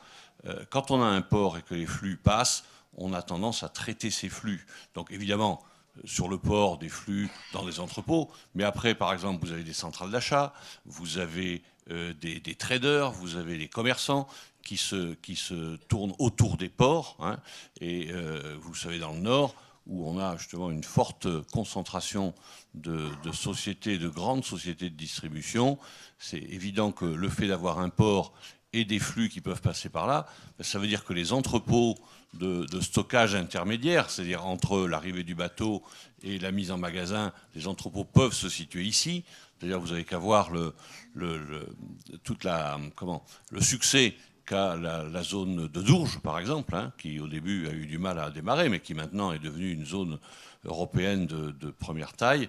Tout ça, autour de ces zones, ce sont des emplois. Donc ce sont des emplois, on va dire, marchands. Hein. Des gens qui font du commerce à partir des produits qui sont amenés. Et puis bon, il y a bien sûr aussi tout ce qui concerne les assureurs, la qualité, la distribution, qui ne se font pas nécessairement sur le port lui-même, mais qui se font dans l'Interland. Et un de nos enjeux, l'a dit Stéphane Raison d'ailleurs, c'est effectivement d'agrandir cet Interland pour qu'on puisse capter des flux. Hein, le Premier ministre nous a dit qu'il voulait qu'on capte 70% des produits qui sont consommés en France. Bon, 70%, on en est loin. Hein. Sur les produits consommés en France, on est peut-être autour de 40%, quelque chose comme ça. Donc ça veut dire qu'il n'y a pas un doublement de cette captation, mais presque. Et ce sont tous ces métiers de service, d'une certaine façon, qui vont faire les emplois induits. Les emplois indirects, pardon. Hein, voilà. La question porte aussi sur les emplois directs. Alors sur les emplois directs, si vous voulez, ça ici c'est évident que quand vous avez un conteneur, il faut le manutentionner, il faut donc des gens qui soient sur les quais pour manutentionner, il faut des transporteurs, qu'ils soient routiers, ferroviaires ou fluviaux, qui vont amener la marchandise hors du port, il faut des déclarants en douane, et puis il va en falloir d'autant plus qu'avec le Brexit, on peut supposer qu'il y en aura un peu plus, encore que, hein, contrairement à tout ce qu'on entend, je pense que beaucoup des opérations de douane se feront au point de départ et au point d'arrivée de la marchandise. C'est rarissime de voir aujourd'hui les opérations de douane s'effectuer à la frontière que nous sommes. Bon, donc là-dessus, mais il y aura quand même des contrôles douaniers, il y aura quand même des opérations de transit qui vont s'effectuer, et donc tous ces emplois-là, qui sont encore une fois des emplois de service, seront nécessaires. Alors, on est sur la capacité à faire ces formations. Heureusement, on veut dire sur la côte d'Opale en général, il y a l'université l'ULCO, hein, qui a déjà d'ailleurs des formations en matière maritime et logistique. Et ces formations sont bien au point, sont anciennes. Anciennes, je dis, elles ont de l'historique. Et donc, on a la capacité de former les gens, a priori, qu'il nous faudra. Ceci étant, il est évident qu'un certain nombre de gens du Dunkerquois iront se former pour des spécialités plus pointues, du style l'assurance, le droit, le marketing, etc. Iront se former sur d'autres territoires. Mais avec ce projet, on espère donner la possibilité à beaucoup de jeunes de la région de revenir travailler ici sur ce secteur. Et pour nous, c'est quand même l'obsession, quoi. Alors, je vous demande d'être... J'en suis désolé, mais c'est pour que la salle puisse avoir un peu plus court dans vos réponses. On a tenu un atelier sur ce sujet. Le focus des organisations syndicales. Il y avait toutes les organisations syndicales de salariés représentées ont largement discuté de ces questions. Et ce qu'il apparaît, c'est qu'à l'étape actuelle du projet, il est nécessaire d'être plus précis sur les emplois, sur les métiers, sur les qualifications, d'autant qu'on parle de métiers de qualification à 30 ans. C'est-à-dire que tout ça va évoluer, on est dans un monde qui bouge. Donc les compétences, les savoir-faire. Bon. Donc, dans le dossier, il y a déjà des éléments par secteur, il y a des éléments par qualification. Vous verrez que la réponse, c'est que les qualifications, c'est à peu près tous les niveaux. Hein, des gens qui ont peu de qualifications, mais en même temps, c'est des cadres sup, enfin, des éléments intermédiaires. Bon. Mais là encore, il a été souhaité qu'on approfondisse ces questions. Et l'ensemble des organisations qui étaient là, Pôle emploi, organismes prestataires de formation, AFPA, etc., se sont entendus sur le fait qu'elles allaient travailler ensemble pour répondre très concrètement à la question qui est posée. Et d'ailleurs, à une autre question qui est posée également, qui était posée par les gens dans le débat, c'est est-ce que c'est pour nous ou est-ce que c'est pour les gens qui viennent de l'extérieur? Au-delà de la dimension politique de cette affaire, qui est une question qui nous échappe un petit peu, il y a une vraie question sur l'appareil de formation. Donc là encore, au cours du débat public, l'ensemble des organismes de formation qui étaient présents se sont engagés à mettre sur le tapis, à produire un document où il y aura toutes les formations aux métiers portuaires ainsi répertoriés, de façon à rendre accessible ça aux Dunkerquois et qu'on ne soit pas dans la situation qu'a connue Fos, par exemple, de devoir aller chercher des salariés à l'extérieur de son territoire. Donc, les comptes rendus de ce séminaire emploi et les comptes rendus du focus groupe syndicat de salariés et d'un autre encore focus où cette question est venue, vous permettront d'indiquer la direction dans laquelle le port et ses partenaires, et l'ensemble des partenaires, c'est un projet de territoire, se sont engagés à aller. Voilà, donc c'est pour compléter votre réponse et montrer qu'il y a une discussion sur cette question et que votre question est évidemment tout à fait solide. Après, il y a une question qui a été posée sur l'avenir industriel. Quel rapport entre les conteneurs et l'industrie ? Est-ce que finalement, on n'est pas en train de faire une croix? Il faut dire les choses. Les gens nous ont posé cette question. Est-ce qu'on n'est pas en train de faire une croix sur l'industrie? Est-ce que finalement, c'est pas à préparer la fermeture des usines? Il faut dire les choses comme les gens nous ont posé la question. Donc si on peut avoir une réponse à cette question, qui est une angoisse très forte. Quid de l'avenir industriel du territoire avec votre projet? Est-ce que vous ne tuez pas la sidérurgie, la chimie? Oui, je la pose de façon un peu brutale, mais c'est comme ça qu'elle est posée. Non, vous inquiétez pas, on ne va pas se braquer ni s'inquiéter de la formulation. Bien entendu, nous n'opposons pas les secteurs d'activité portuaire. Nous avons absolument besoin de l'ensemble des piliers industriels tels qu'ils existent aujourd'hui à Dunkerque. Aujourd'hui, quand vous avez, et je l'ai dit peut-être trop rapidement dans la présentation, vous avez une activité qui est déséquilibrée. Activité qui est déséquilibrée, qui est riche mais déséquilibrée. Donc, lorsqu'on amène des marchandises sur un espace portuaire par le conteneur, lorsqu'à ce moment-là, on est capable de faire venir d'autres entreprises industrielles, on en a un certain nombre qui sont arrivés sur Dunkerque depuis quelque temps, qui proposent de venir construire des nouvelles unités. À partir du moment où on crée un mouvement, puisque la richesse en matière de transport vient du mouvement, c'est ce qu'on transporte, ce qu'on fait aller d'un point à un autre. À ce moment-là, on devient attractif au plan mondial. On est visible. Le Premier ministre l'a dit le 21 novembre au Havre, Dunkerque est une priorité nationale. Une priorité nationale pour ce qu'il sait faire aujourd'hui, pour ce qu'il saura faire demain. Et donc notre ambition, c'est effectivement de continuer et d'amplifier ce que nous savons faire et de ne pas opposer les secteurs d'activité, absolument pas opposer l'industrie qu'on pourrait qualifier à tort de lourde et le conteneur, puisque dans tous les cas, ce sont deux industries. C'est une industrie, le conteneur. La logistique aussi. Donc, on n'est pas dans un débat sur « j'oppose une société qu'on ne nommera pas avec l'ensemble des autres trafics ». On est dans une complémentarité. Et c'est ce projet qui va nous permettre de créer de la complémentarité. Je vous donne un seul exemple très fort. Il y a une entreprise que vous connaissez bien ici, à Gravelines, qui s'appelle BASF. BASF Gravelines, c'est 160, 170 emplois. Et pourtant, les matières premières qui sont créées, qui arrivent, la matière brute qui arrive, qui est transformée chez BASF à Gravelines, qui repart de chez BASF à destination du monde entier, elle ne passe pas par le port de Dunkerque ou très peu. Pourquoi? Pour tout un tas de raisons. Parce que, 1, nous n'avons pas les lignes maritimes. 2, nous avons des taux de fret qui sont élevés. Et donc, tous ces éléments font qu'aujourd'hui, nous ne rendons pas suffisamment service à ces entreprises.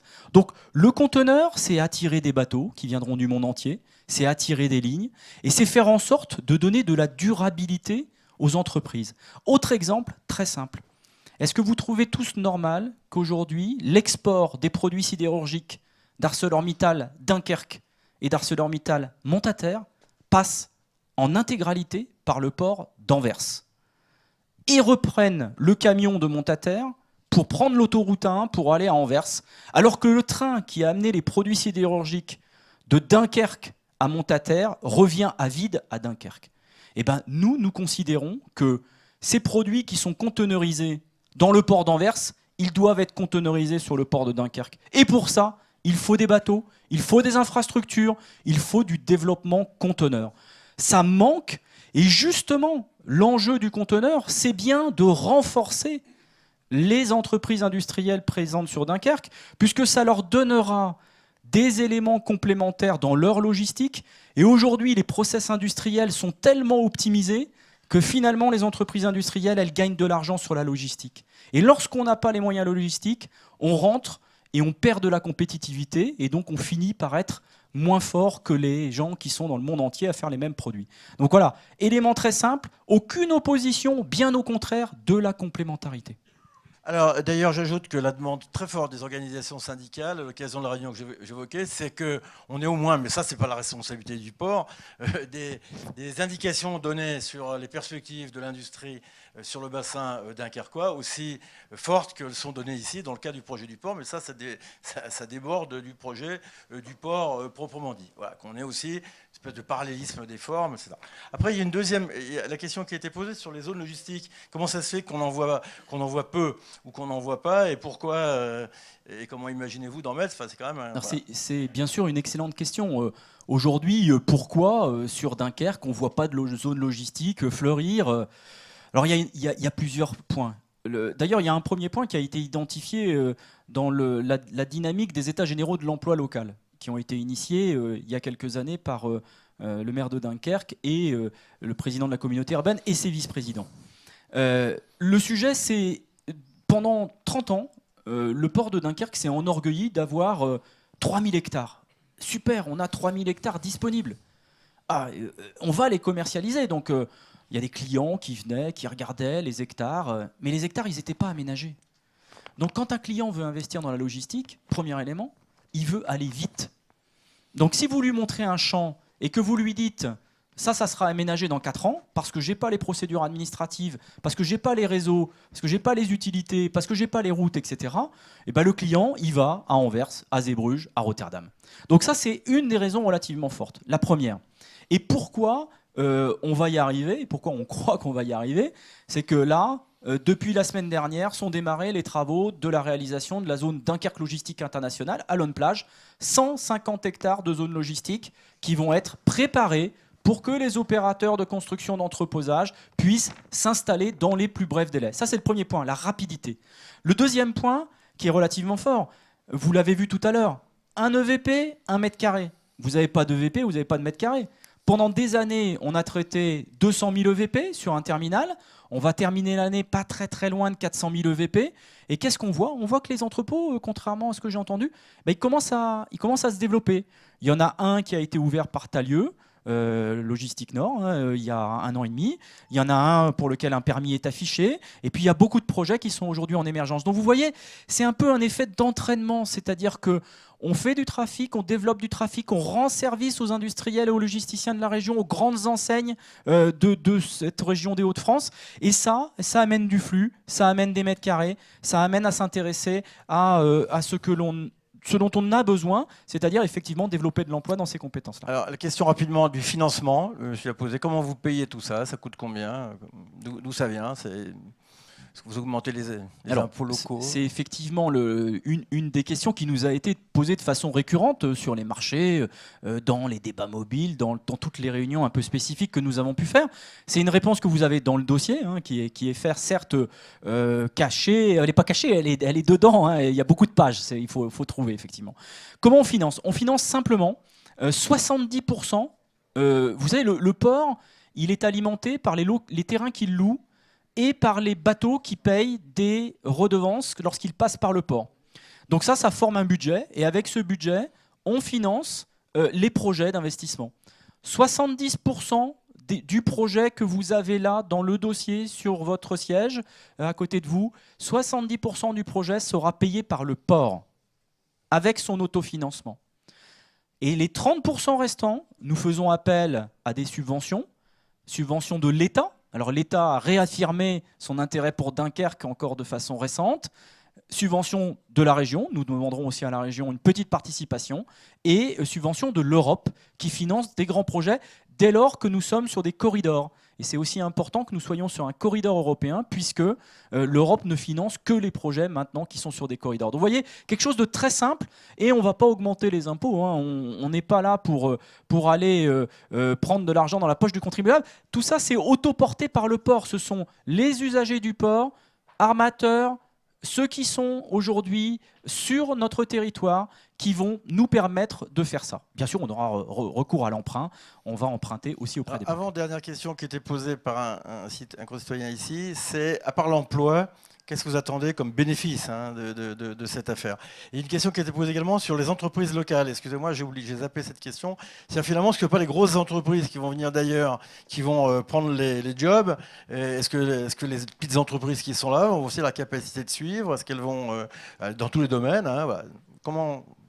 C'est une question qui a été posée aussi au Focus Group Entreprise. Il y a une grande question autour de qui détient le capital. Enfin, ça, qui est une autre question. Mais aujourd'hui, 70% des entreprises qui sont basées sur Dunkerque, quand on parle de la conurbation de Dunkerque, sont des entreprises à capitaux étrangers. Vous prenez AstraZeneca, vous prenez Minakem, vous prenez ArcelorMittal, vous prenez Rio Tinto, vous prenez BASF, toutes ces entreprises qu'on connaît tous, parce qu'on a soit un frère, soit un cousin, soit une épouse qui travaille dans ces entreprises, sont des entreprises à capitaux étrangers.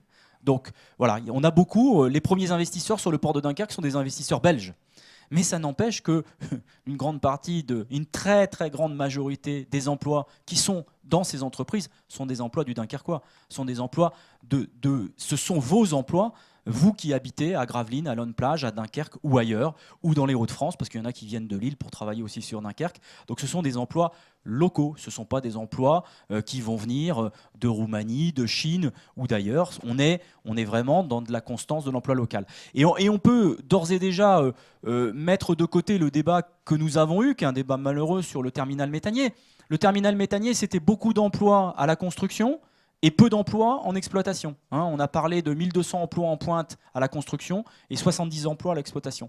Là, c'est complètement différent. C'est-à-dire, pendant les phases de construction, vous voyez aujourd'hui les entreprises de BTP qui travaillent sur l'extension du quai, finalement, c'est peu d'emplois à la construction. Par contre, le bénéfice direct de cette construction, avec la création des entrepôts logistiques, avec la création et l'implantation des nouvelles industries sur Dunkerque, là, ce seront des emplois locaux. Alors, à part les emplois, donc, qu'est-ce qu'on peut attendre de ce projet? C'est une question un peu vaste, mais quand même, elle est posée, donc elle mérite une réponse. Avant la question sur Baltique et Atlantique. Donc, alors, le bénéfice, les bénéfices sont nombreux. On revient à la présentation de tout à l'heure. La valeur ajoutée, c'est-à-dire ce que l'on crée, la valeur qui est créée sur le territoire, c'est ce qui alimente les collectivités. Je vais juste donner deux phrases qui ont été prononcées par Éric Rommel à Lonne-Plage. Éric Rommel, il a dit il y a 2 ans, j'ai été obligé de couper dans les budgets parce que globalement, les dotations de l'État faisant, j'avais moins d'argent et donc il a fallu payer plus cher la cantine, il a fallu arrêter les investissements, il a fallu différer des programmes d'investissement. L'année d'après, c'est la mise en service du terminal méthanier. Ce sont des ressources complémentaires qui sont arrivées. Et qu'est-ce qu'a dit Éric Rommel? Finalement, avec ça, j'ai pu ramener du bien public, j'ai pu ramener de la qualité de service, j'ai pu ramener une qualité de vie complémentaire à Lonne-Plage. Voilà, c'est ça que ça rapporte. Ça rapporte une intégration, une capacité pour les collectivités de pouvoir faire en sorte que la population dans les villes, elle puisse avoir beaucoup plus de choses que si l'industrie n'existait pas. Alors, la question qui a été posée également par le monsieur sur Baltique Atlantique, au fond, le monsieur il dit tout ça c'est un peu de l'arnaque parce que vous avez proposé, il n'a pas dit ça parce qu'il est courtois, mais enfin je résumais ce que je voyais bouillir dans son crâne, c'est en gros vous nous présentez 2 variantes, mais vous avez déjà décidé la première, donc est-ce que tout ça c'est quand même pas un peu... Voilà. Est-ce que vous pouvez nous indiquer comment la question se pose? J'ai bien dit? Non, monsieur Raison, monsieur Bourré, voilà. Ouais. Bon, vous l'avez perturbé, monsieur Archimbaud, monsieur Lebris, il n'ose plus parler parce que vous lui avez enlevé la question sur la première question sur l'autoroute. Alors voilà, comme il a traité la route hier soir pendant 3 heures avec vous et il ne veut plus parler de la route. Bon, alors il va se remettre, vous inquiétez pas, il prendra la parole après. Sujet très simple. Nous avons fait un choix. Nous avons fait un choix parce que nous pensions que mettre au débat 2 solutions n'était pas un choix raisonnable pour le port. Alors c'est pas parce que je m'appelle Raison, c'est juste parce que fondamentalement, c'est moins d'argent public, c'est moins d'impact à l'environnement, c'est finalement quelque chose de plus simple pour les compagnies maritimes et les opérateurs de terminaux, et c'est finalement un projet en continuité. Voilà pourquoi nous l'avons enlevé. Nous l'avons pas complètement enlevé, on l'a laissé comme une variante, et nous expliquons au cours du dossier que finalement cette solution, elle est intéressante, elle est toujours réalisable. Alors ça, c'est aussi un élément très important par rapport à l'avenir. Cette solution-là, demain, elle est faisable. Elle coûte plus cher, elle est faisable. Donc nous, ce qu'on dit, c'est commençons par celle-là. Elle va nous amener de la richesse complémentaire, elle va nous amener du développement. Et puis ça, on aura toujours la possibilité de faire la deuxième demain. Et c'est ce qu'on souhaite, et c'est tout le bien qu'on souhaite à Dunkerque sur les années à venir. Alors il faut signaler à ce point de la discussion qu'un certain nombre de cahiers d'acteurs ont exprimé un point de vue différent. C'est notamment le cas du cahier d'acteurs du syndicat des dockers, dont le président est ici présent, et qui indique que son choix, ou que sa priorité, sa vision est un petit peu différente. D'autres cahiers d'acteurs y font également un peu allusion, puisqu'il dit en gros, d'une certaine façon, si on n'a pas un projet qui permette d'accueillir à la fois du vrac industriel et du conteneur, c'est d'une certaine façon un peu injurier l'avenir, et l'avenir industriel en particulier, la diversification, etc. Donc il y a des arguments qui ont été donnés à l'occasion du débat qui montrent que cette question mérite une discussion sérieuse parce qu'elle rejoint l'autre question sur l'avenir industriel. Et notamment, il y a une question qui a été posée et qui touche aux questions d'impact, c'est si des gros vraquiers arrivent dans les années à venir, arriveront-ils? C'est une des questions. Si les gros vraquiers arrivent dans les années à venir et qui ne peuvent pas faire le tour par l'écluse parce que l'écluse sera sous-dimensionnée, où est-ce qu'on décharge le vrac?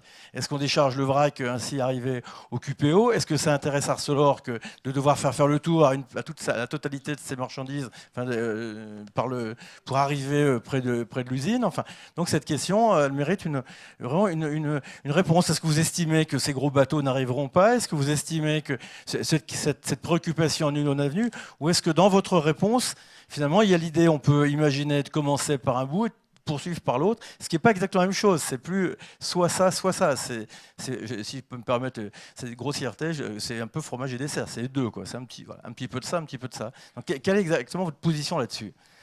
Si vous voulez, notre position est la suivante. Comme l'a dit Stéphane Raison, d'abord, le projet Baltique, il n'est pas abandonné. Ça, depuis les années 70, il est sur les plans du port. Vous pouvez voir tous les anciens plans du port, il est déjà marqué. Il reste marqué. Ça veut dire que si on fait la prolongation de l'Atlantique, ça ne veut pas dire qu'on ne fera jamais la Baltique. Premier point. Deuxième point, concernant le vrac, d'abord, bon, les bateaux aujourd'hui, quand ils veulent arriver, ils arrivent. Et si je peux dire d'un certain côté, malheureusement, on a une capacité de vrac très importante aujourd'hui, encore qui se chiffre en millions de tonnes possibles, potentiel supplémentaire, sans rien bouger des infrastructures qu'on a aujourd'hui. Donc on n'est pas, si vous voulez, sur un besoin de court terme. On est d'autant moins sur un besoin de court terme que, comme l'a exprimé un jour le directeur d'Arcelor ici, il a dit que pour l'instant, il n'avait pas des besoins complémentaires qui se chiffraient en millions de tonnes. Donc, alors qu'en conteneur, on sait que si on ne fait pas ce qu'on est en train de vous proposer, eh bien, on ne verra plus les grands bateaux. Et comme on vous l'a dit, c'est de plus en plus de grands, quand je dis des grands, c'est des gigantesques bateaux, puisque, comme on l'a dit, ils font 400 mètres de long. Il faut pouvoir les accueillir. Aujourd'hui, on peut en accueillir un, pas deux. Et donc, quand vous allez voir une compagnie, il vous dit, oui, vous êtes gentil, mais s'il y en a un, qu'est-ce que je fais? J'attends dehors. Bon, voilà, on est sur des questions de cette nature. C'est pour ça qu'on a pris ce projet-là. Encore une fois, il n'est pas complètement exclusif. On ne pouvait pas faire les deux en même temps non plus. Bon, vous avez vu, on est quand même sur des chiffres très importants. On est à 600 millions, 800 millions, etc. On ne peut pas tout faire d'un coup. C'est pour ça qu'on a privilégié cette solution-là, qui nous permet quand même de conserver espoir qu'un jour, alors un certain nombre d'entre vous, dont moi, on ne sera peut-être plus là quand ça se fera, mais enfin bon, on garde cette possibilité. Et d'ailleurs, pour moi, c'est un combat que je mène depuis que je suis ici au port, c'est de dire, les ports, ça évolue. Les ports, ça évolue. Et on le voit bien. Le port, il a commencé au centre-ville de Dunkerque. On est rendu à 17 km de Dunkerque. Il faut qu'on conserve de l'espace et de la capacité pour les flux futurs. Je voulais, si vous permettez, M. Archambault, dire un mot, parce qu'on n'a pas parlé de cet acteur-là. Je reviens 2 secondes sur les questions de formation, de quels emplois, etc. Il y a un bon travail qui est fait aujourd'hui par la Chambre de commerce. La Chambre de commerce, ils sont là pour ça, d'ailleurs, pour nous aider. Et il y a un bon échange entre la Chambre de commerce et le port sur quels sont les emplois futurs, comment il faut s'y préparer, quelles sont les quantités, etc. Donc ce n'est pas les études qui sont faites par le port, mais qui sont faites par la Chambre de commerce avec le port. On a d'ailleurs un représentant de la Chambre de commerce qui fait partie de notre conseil de surveillance. Alors je vais reprendre 4 ou 5 interventions, sachant qu'à 19h20 précise, comme on l'a dit, on tient les temps, on passera aux autres dimensions. Donc qui veut intervenir? Vous, monsieur Gons, pour être tout à fait précis, vous, monsieur, je vous ai vu, vous, monsieur, 4, vous, 7, 6, 8, 9, 10, 11, 12. 12 intervenants. Vous, madame, aussi? Ouais, donc 13 intervenants, donc c'est assez simple. J'en suis tout à fait navré et tout à fait désolé, mais on a exactement... on peut jouer quelques arrêts de jeu, hein, surtout si monsieur Gons tient le temps. Donc on a 25 minutes. On a 25 minutes divisé par 12, ça fait 2-3 minutes par personne. J'en suis absolument désolé, mais c'est la condition pour que chacun s'exprime. Donc voilà. Monsieur Gons, oui, non, c'est fini, je ne prends plus de tour de parole, je reprendrai pour la suite. Je vous en prie. Bien, donc bonjour, 3 minutes, hein. Bonjour à toutes et à tous, promis. Quelques explications. Et donc effectivement, nous on a déposé le cahier d'acteurs, notre cahier d'acteurs, et il est sorti ce soir parce qu'on a souhaité déjà, avant de se positionner sur les deux projets, parce qu'il faut le dire, c'est deux projets, et on va aller dans ce sens-là, et surtout sentir aussi un peu l'état d'esprit du Dunkerquois. On a traversé donc toutes ces débats publics, c'est plusieurs débats publics, les communes une par une, et ce soir, nous arrêtons la stratégie suivante. Donc, nous, ce qu'on dit, c'est que bien évidemment, il faut penser aux conteneurs. Si on regarde dans le détail, on arrête donc notre stratégie sur la première phase de l'Atlantique. Il faut savoir que si on remouline un peu les chiffres, et vous allez pouvoir retrouver ça dans le cahier qui vous a été proposé ce soir et mis sur les chaises par le Grand Port, c'est qu'à terme, on va être à 2,8 km de quai. Il faut savoir qu'aujourd'hui, ça a été dit, on va frôler les 400 000. Si demain, on a cette première phase atlantique, seulement que cette première phase atlantique, c'est une capacité à environ 1,8 voire 2 millions de conteneurs de capacité. Sincèrement, je l'ai déjà dit, j'ai 40 ans. Si dans 20 ans je pars et qu'il y a 2 millions de conteneurs, je pense qu'on aurait réussi l'avenir du port de Dunkerque dans le conteneur. Parce qu'on le sait, la difficulté au niveau économique, même si 25 ans de fiabilité, je peux vous dire, aujourd'hui, on les fête cette année, on les a. C'est pas pour ça qu'au niveau économique, malheureusement, on choisit systématiquement le port de Dunkerque. Et donc nous, on arrête ces 1000 mètres de quai aussi, parce qu'on dit aussi, rentrer encore plus au cœur des communes, c'est une erreur. C'est clair, net et précis. Je pense qu'ici, il ne faut pas avoir de langue de bois. Rentrer de 2 km encore au niveau des terres, eh ben, déjà 1000 mètres, ça va être quelque chose. Et il faut se le dire, preuve en est, si on a un alourdissement de la question du nombre de camions qui va passer sur les routes, etc., etc., il faudra clairement organiser notre réseau routier, mais surtout travailler très précisément sur le fluvial. Vous savez qu'il y a un grand projet qui s'appelle le canal Seine-Nord, et ça, c'est des outils qu'on doit avoir obligatoirement pour passer les marchandises. Et la deuxième chose, c'est avoir un rail, un réseau ferroviaire efficace pour mettre les conteneurs sur cela, et non pas sur la route, et la totalité sur la route, parce que ça ne passera pas. C'est clair, net et précis. Les millions de conteneurs ne passeront pas par là, et ça doit passer par les trois modes. Les trois modes multimodaux, et principalement le rail et le fluvial. Et là, on a des capacités. On a des capacités possibles. La deuxième chose, c'est que le syndicat des dockers se battra pour la première phase de la Baltique. On ne peut pas mettre, et ça a été dit, c'est l'histoire des 4 pieds de la chaise, ou les 4 pieds de la table, c'est on ne peut pas mettre tous nos œufs dans le même panier. Et donc nous, le syndicat des dockers, nous nous battrons pour avoir la première phase de la Baltique. La première phase de la Baltique, c'est très simple, c'est une véritable réponse aux 10 000 emplois du Dunkerquois reliés à la sidérurgie. Nous savons, on sait qu'on a déjà des commandes, comme dans les porte-conteneurs, qui sont effectuées pour les vraquiers de 400 000 tonnes. Si demain, ce n'est pas Dunkerque, ça sera Rotterdam. Donc nous avons choisi cette première phase de l'Atlantique et cette première phase de la Baltique qui, au niveau économique, font 717 millions. Donc on est en plein milieu des deux projets. C'est 689 millions pour l'Atlantique et c'est bien plus puisqu'on est à 829 millions au niveau de la Baltique. C'est 140 millions d'écart. Si on prend les 2 premières phases, c'est simplement 28 millions d'euros de différence par rapport à du tout Atlantique. Et là, on répond à la sidérurgie, à l'économie sidérurgique qui génère 10 000 emplois. Je pense que 28 millions, ça vaut le prix pour 10 000 emplois et ça vaut le fait d'aller se battre auprès du gouvernement, parce que ce n'est pas terminé. C'est auprès du gouvernement qu'il faudra défendre ces 2 projets et ces 2 phases. Parfait, merci. Vous avez été débordé un peu, mais je crois que l'importance de la prise de position, la netteté, la clarté de l'explication qui appelle réponse, évidemment. Bon, parce que, bon, mais mériter qu'on déborde un peu. Alors, quelqu'un avait demandé la parole là-bas, je vous en prie, monsieur. Alors que la facilité que j'ai laissée à monsieur Gons, de façon scandaleuse, je ne la laisserai pas à tout le monde. Allez-y. Bonjour, j'en abuserai pas. Donc Éric Meillet, donc j'avais une question. Le projet en phase 1, on prévoit 1,5 ou entre 1,5 et 2 millions de VP.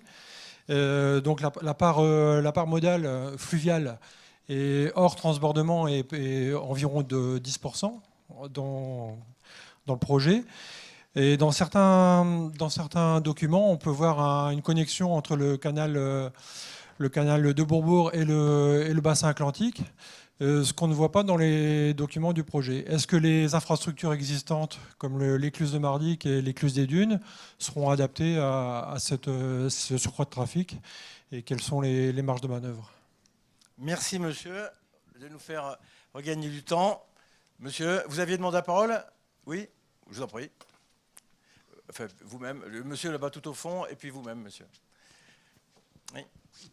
Bonsoir, monsieur le maire, pilote maritime. Je voudrais préciser et insister sur certains points, notamment sur la situation géographique maritime du port de Dunkerque, qui, à mon sens, n'a pas été assez mis en avant. On est à côté donc, de la voie maritime la plus fréquentée du monde et à 1 heure des jetées. Ce qui réduit d'autant plus le temps de manœuvre et un atout formidable pour le port. Un autre point, le chenal du port de Dunkerque est naturellement profond et suffisamment large pour permettre le croisement des plus gros navires en toute sécurité et sans impact sur le trafic. La phase 1 du projet Atlantique, en intégrant un cercle d'évitage, permet justement de limiter tout impact sur les trafics existants. Ce qu'a bien compris donc le maître d'ouvrage. Il faut savoir que tous ces critères ne sont pas limitatifs pour la venue des plus gros navires. Voilà, et c'est une chance. Il faut savoir que les ports pouvant accueillir ces futurs navires se comptent sur les doigts d'une main, et que Dunkerque est le seul port à pouvoir les accueillir dans toutes les conditions de marée.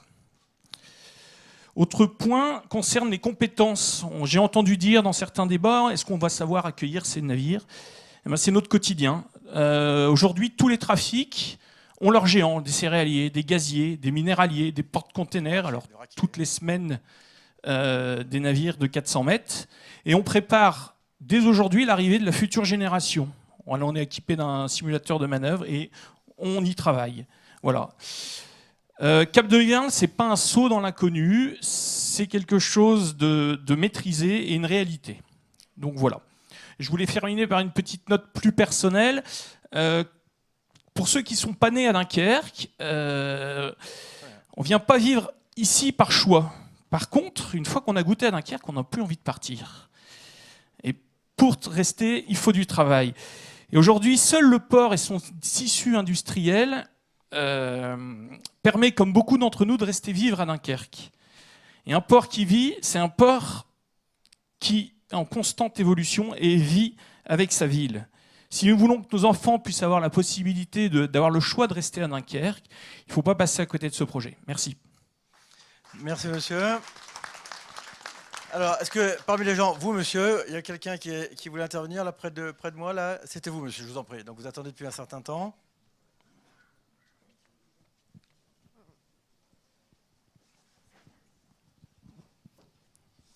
Oui, bonjour, monsieur Pleuvret, donc citoyen de Gravelines. Alors, je suis favorable au projet, mais au vu des délais d'instruction par les services de l'État pour aboutir sur un projet d'implantation, comme par exemple l'extension actuelle du quai de Flandre, comment peut-on garantir que l'objectif de réalisation à 2024 pourra se faire dans un délai aussi serré, sachant qu'il y aura forcément des expropriations, des autorisations assorties de temps incompressibles, d'appels d'offres, de procédures administratives et réglementaires, etc. d'ailleurs. Très bien, merci monsieur. Alors, madame, puisqu'on va faire... madame en bleu, excusez-moi, vous êtes tout à fait... Madame, c'est à vous, parce qu'on va donner la priorité aux dames, puis qui sont d'ailleurs pas très nombreux à la tribune, on s'en excuse, c'est pas habituel. C'était sûr? Oui, c'est pour répondre à monsieur Raison, s'il vous plaît, parce que vous n'avez peut-être pas toujours raison non plus, je vous le dirais. Ça, à chaque fois, parce que vous vendez bien votre marchandise, mais moi j'aimerais bien que les gens de la région, je ne suis pas de la région, hein, mais trouvent du travail, parce que les priorités, c'est toujours aux personnes étrangères à la région. Comme le méthanier, j'ai eu l'occasion de le visiter plusieurs fois, et c'était toujours de la main-d'œuvre étrangère. Et les gens de la région sont dans des désespoirs parce qu'eux cherchent du travail. Alors pitié pour eux, s'il vous plaît. C'est à eux qu'il faut en donner. Parfait, donc la question mais des emplois... Mais il ne faut pas les abandonner comme ça. Hein. Très bien, je vous en prie, monsieur. Puis quelques autres là-bas. Oui, vous avez vu, monsieur. Je vous en prie. Allez-y, monsieur. Oui, Alain Bonneface, élu de la ville de Gravelines. Donc c'est une question qui était similaire à la dame. Comment on a beaucoup parlé d'emploi sur l'exploitation du port. À la construction, on en a peu parlé. On a eu une mauvaise expérience sur Gravelines avec le terminal méthanier, avec une main-d'œuvre de travailleurs détachés assez importante. Comment vous allez réguler, voire inhiber cet apport de main-d'œuvre étrangère? Je vous en prie. Quelqu'un avait demandé la parole un peu plus ici. Je vous en prie, monsieur. Et puis, monsieur. Bonsoir, monsieur Vérov, j'habite Grandfort. Il y a quelque chose qui me paraît bizarre, c'est qu'on parle de ce projet comme si les constructions étaient déjà terminées. Espérons que ça va se réaliser, l'un ou l'autre va se réaliser. Mais on parle d'écologie aussi. Donc les bateaux, lorsqu'ils vont arriver à quai, c'est à fait certain qu'ils vont arrêter leur groupe de propulsion. C'est tout à fait normal. Par contre, est-ce que vous connaissez à peu près la puissance nécessaire à un bateau pour arrêter ces groupes électrogènes et pour être alimenté par la Terre, comme on appelle ça vulgairement? Il y a quand même un espoir actuellement avec certains ministres de stopper les centrales nucléaires.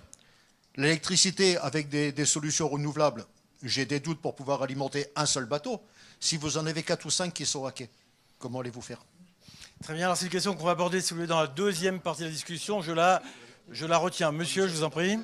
Je l'ai vu. Micro, s'il vous plaît, ici. S'il vous plaît. Oui, Philippe Méhez, j'habite à Saint-Omer. Et sur le Domarois, on n'a jamais entendu parler de ce projet du Grand Port Autonome 2020. Et beaucoup de gens se demandent quel sera l'impact de l'augmentation du trafic routier entre le terminal conteneur et le Domarois par la départementale 300. Hein, surtout en cas de bouchon sur la 16, ce qui arrive très fréquemment. Hein, donc ces camions prendront des départementales ou des nationales. A-t-on calculé l'impact qu'il y aura ? Autrement, le maître d'ouvrage affirme qu'il y a compatibilité des principales infrastructures existantes avec les ambitions de croissance du trafic du projet CAP 2020. Cette affirmation prend-elle en compte les réseaux actuels ou considère-t-elle que les investissements en infrastructure auront été réalisés? Doublement des autoroutes, modification d'écluses, surélévation de ponts, etc. Bien, alors on va répondre à cette série, enfin pas à cette question en particulier qui concerne la deuxième partie sur les impacts. J'ai une question qui m'était posée par SMS, j'en ai quelques-unes qui concernent le partenariat avec Eurotunnel. Est-ce que vous avez envisagé un partenariat avec Eurotunnel sur le leader du fret transmanche, nous dit cette personne? Y aura-t-il une liaison directe avec les Anglais? Est-ce que vous avez des contacts avec la direction d'Eurotunnel? Donc on a cette série de questions. Est-ce que vous pouvez, je vais pointer, elles sont nombreuses, hein, c'est la règle du jeu, commencer à y répondre, monsieur Raison ou monsieur Lebré ou monsieur... Je vais commencer. Ça marche, oui. Je vais commencer par Eurotunnel. C'est pas une question qui fâche. En fait, on a un partenariat historique avec Eurotunnel, mais pas forcément là où vous le pensez. En fait, la filiale d'Eurotunnel, qui s'appelle Europort, entretient et gère nos voies ferrées depuis quasiment 10 ans. Donc on connaît très bien le groupe Eurotunnel. C'est eux qui ont repris le réseau ferroviaire. Et c'est avec eux que nous avons investi sur le réseau ferroviaire du port. Nous l'avons remis en état. Il y a plus de 50 millions d'euros qui seront dépensés sur le ferroviaire en 10 ans à Dunkerque depuis 2008. Et nous dépensons chaque année 6 millions d'euros pour faire tourner nos voies ferrées. Donc vous voyez, à la question qui était posée de monsieur sur l'impact, les réseaux, les coûts cachés sur le ferroviaire, etc., vous voyez que le port, d'ores et déjà, a pris en compte la thématique multimodale comme une thématique importante. Deuxième point sur Eurotunnel. Eurotunnel est un opérateur, est un port sec, est un opérateur de transport depuis Calais à destination de la Grande-Bretagne. C'est un acteur, comme le port de Calais est un acteur, ou comme le port de Dunkerque est aussi un acteur. Donc nous avons des relations cordiales avec cet opérateur-là. Nous pourrons, ce n'est pas le cas pour l'instant, vous savez que la voie ferrée Calais-Dunkerque a été électrifiée il y a quelques années. 100 millions d'euros ont été dépensés pour pouvoir relier Calais-Dunkerque, améliorer la voie ferrée et donc l'électrifier. Ça améliore le passage. Il y a une possibilité de liaisonner, de connecter le port de Dunkerque à Eurotunnel, mais on pourrait aussi avoir la même possibilité avec Calais. Nous sommes avec Calais dans la même association qui s'appelle Norlink Port. Donc voilà, c'est un partenariat qui pourrait arriver, mais qui pour l'instant ne s'est pas mis en place. Sur le canal, le bout de canal qui est au bout le petit canal là, qui est au bout du projet Atlantique dans sa deuxième phase. Parce que moi, je sais pas, vous n'avez pas forcément tous vu ça, mais alors, on s'est tous posé la question. On a vu en pointillé là, quelque chose. Alors, tout le monde a vu ce pointillé. Enfin, oui, depuis 40 ans, tout le monde voit des pointillés. Nous, on veut faire en sorte que le pointillé devienne réalité. Voilà. Donc, effectivement, il existe depuis toujours une continuation au fond du bassin de l'Atlantique, qui d'ailleurs traverse la commune de Créwick, je salue son maire qui est ici ce soir, et qui permet de relier le canal à grand gabarit et donc de faire le tour. Au public, alors c'est sous vos pieds là, Monsieur le Président, on doit le voir. Alors, moi j'ai pas de carte sur le canal, mais bon, on va peut-être essayer d'en trouver une. Alors le sujet du canal à grand gabarit et de la capacité fluviale, ça c'est beaucoup de choses qu'on a entendues soit dans l'atelier spécialisé, soit dans l'atelier préparatoire. La capacité aujourd'hui, le trafic réalisé sur le canal à grand gabarit par le port de Dunkerque, c'est 3 millions de tonnes. 3 millions de tonnes. La capacité du canal, c'est 12 millions de tonnes. Et la capacité de l'écluse de Mardic permet de faire passer aujourd'hui le nombre de péniches qu'on souhaitera faire passer pour alimenter l'arrière-pays. Donc là-dessus, il n'y a pas de coût caché. Il y a, bien entendu, comme pour tous les maîtres d'ouvrage, des investissements à faire sur les ouvrages existants, de l'entretien. Ce que nous faisons chaque année, nous mettons de l'ordre de 15 millions d'euros sur notre budget par an pour entretenir nos écluses. Donc c'est la même façon, VNF doit aussi entretenir ses écluses, la SNCF doit aussi entretenir son réseau. Dans leur cahier d'acteurs. Voilà. Hein, donc fondamentalement, pas de limite, pas de problème de capacité, on peut faire passer par l'écluse des Dunes et l'écluse de Mardic le trafic attendu. L'écluse des Fontinettes, qui est un des sujets et une des écluses monsieur connaît bien l'arrière-pays. L'écluse des Fontinettes est un sujet de VNF. Et c'est un sujet sur lequel VNF travaille aussi bien que VNF travaille à l'automatisation des écluses, 7 jours sur 7, 24 heures sur 24. Donc c'est une opération qui est prévue, c'est une écluse qui est surveillée, et VNF fera le travail comme elle fait le travail sur d'autres ouvrages en France. Alors, oui. Juste un petit peu. Oui, mais je vous permets, mais il faut vraiment qu'on tienne la possibilité très vite. On est à 2 minutes 18. Juste pour dire, j'ai encore plein de questions, à propos du canal, je vous rappelle qu'il y a eu un gros projet qui a été réalisé, qui a été le relevage des ponts à 5,25 m. Qui n'a pas été financé par le port, mais qui a été financé par, entre autres, VNF et l'État et les collectivités. Et donc, pour nous, on considère que 5,25 m, c'est déjà fort bien. Alors, vous savez, il y avait eu un débat pour dire pourquoi on ne le remonte pas jusqu'à 7 mètres. Bon, d'abord, ça coûtait un petit milliard supplémentaire, juste un petit milliard. Et nous, on considère que passer à 7 mètres pour mettre 3 couches de containers, quand on sera à 3 millions de containers sur le port, on en reparlera. Mais pour l'instant, on peut passer toutes les barges qu'on veut à 2 couches. Et s'il fallait mettre une 3e couche, on avait étudié la barge amphidrome. Donc de ce point de vue-là, on n'a pas d'inquiétude en ce qui nous concerne en tout cas. Non, en effet, la précision était utile. C'est une question qui est souvent posée. Il y a une question qui m'a été posée là et qui est une question qui nous ramène aux emplois. Pardonnez, on passe d'un sujet à l'autre. Il y a une personne qui dit, mais pour prolonger la question du monsieur du MEDEF, combien d'emplois détruits?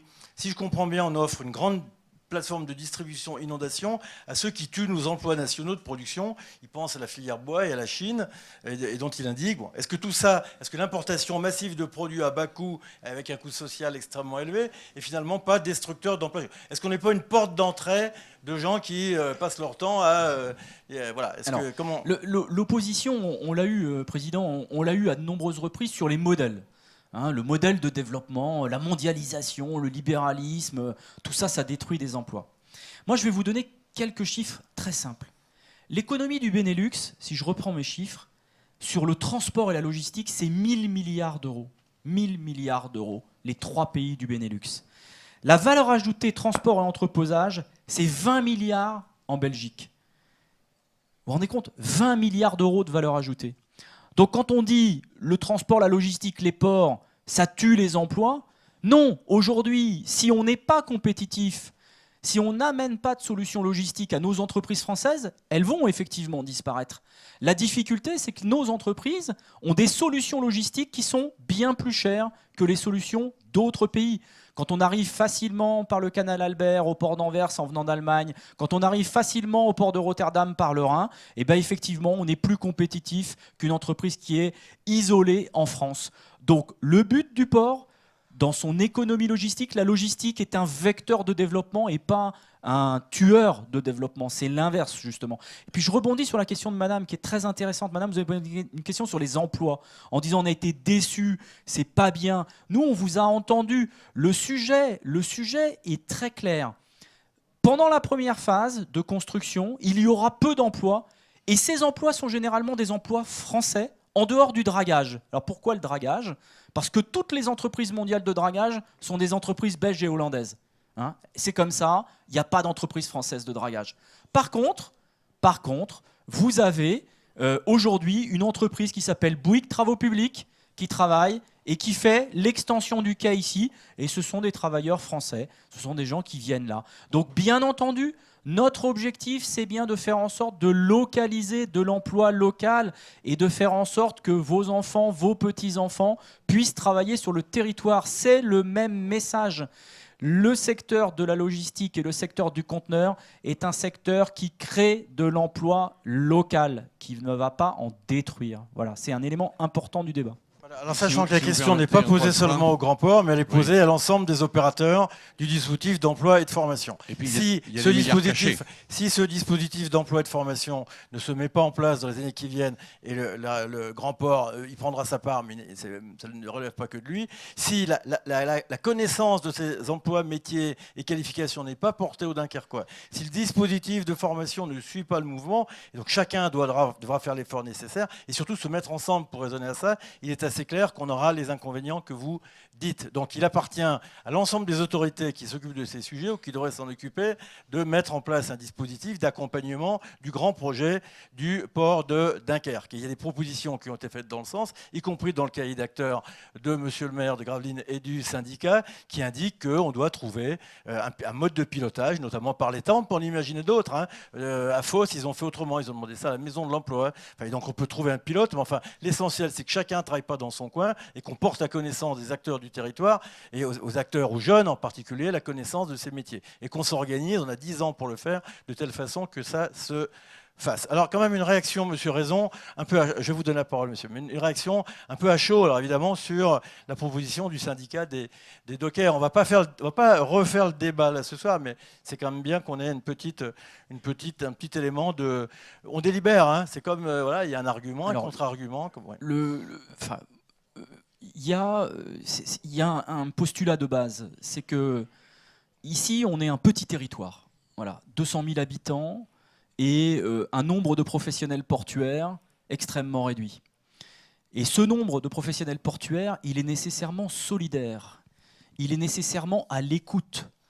Donc le port, en tant qu'autorité portuaire, l'Union maritime et commerciale, le syndicat des dockers, les grands industriels, le MEDEF, les collectivités, nous parlons en permanence. Nous écoutons, nous valorisons, nous essayons de faire en sorte que les positions convergent.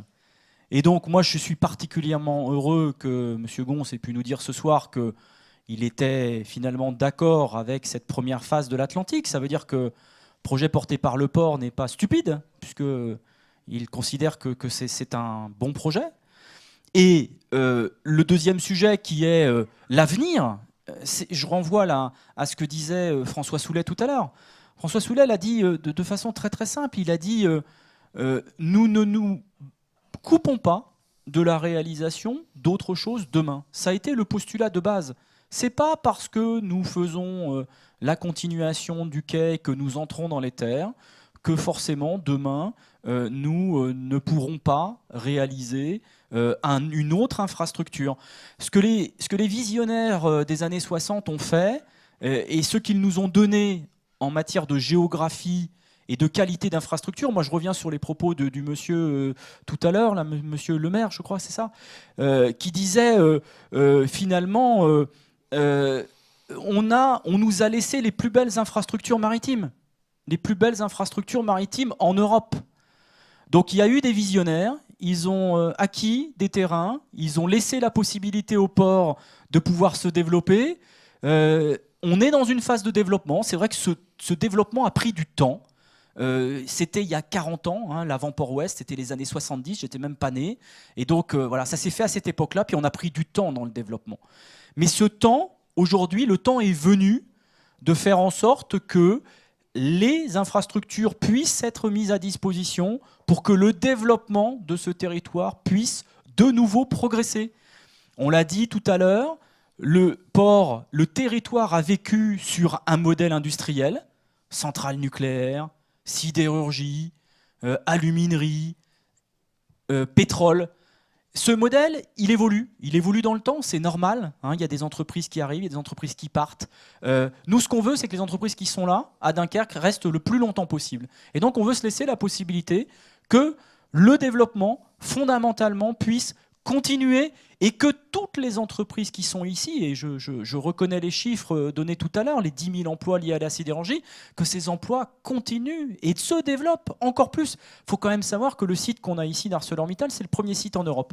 Même le site en cours de rachat, et ce n'est pas encore le cas, de Tarente en Italie, ne produit pas les 7 millions de tonnes d'acier qu'Arcelor va faire encore cette année. Ce site est un site exceptionnel. Et donc, nous avons une responsabilité, toute la place portuaire, les dockers, toutes les professions portuaires, les habitants, nous avons tous une responsabilité de faire en sorte que ce site, demain, soit un site qui perdure le plus longtemps possible. Voilà, c'est ça notre enjeu. Et donc, nous écoutons, nous avons beaucoup travaillé avec toutes les parties prenantes pour faire en sorte que toutes les solutions soient possibles. Donc, votre réponse n'est pas une réponse de non-recevoir. Mais on n'a jamais, et absolument jamais, tenu des propos différents que ceux que je viens de vous tenir. Parfait. Alors merci, les choses sont très claires. Les positions ont été énoncées. On passe avec 2 minutes de retard. J'essaye de tenir l'affaire. 2 minutes de retard sur la deuxième partie de notre échange, où des questions ont déjà été posées et que je vais réintroduire dans la discussion. Rassurez-vous, on tiendra... Attendez, monsieur, on va organiser ça.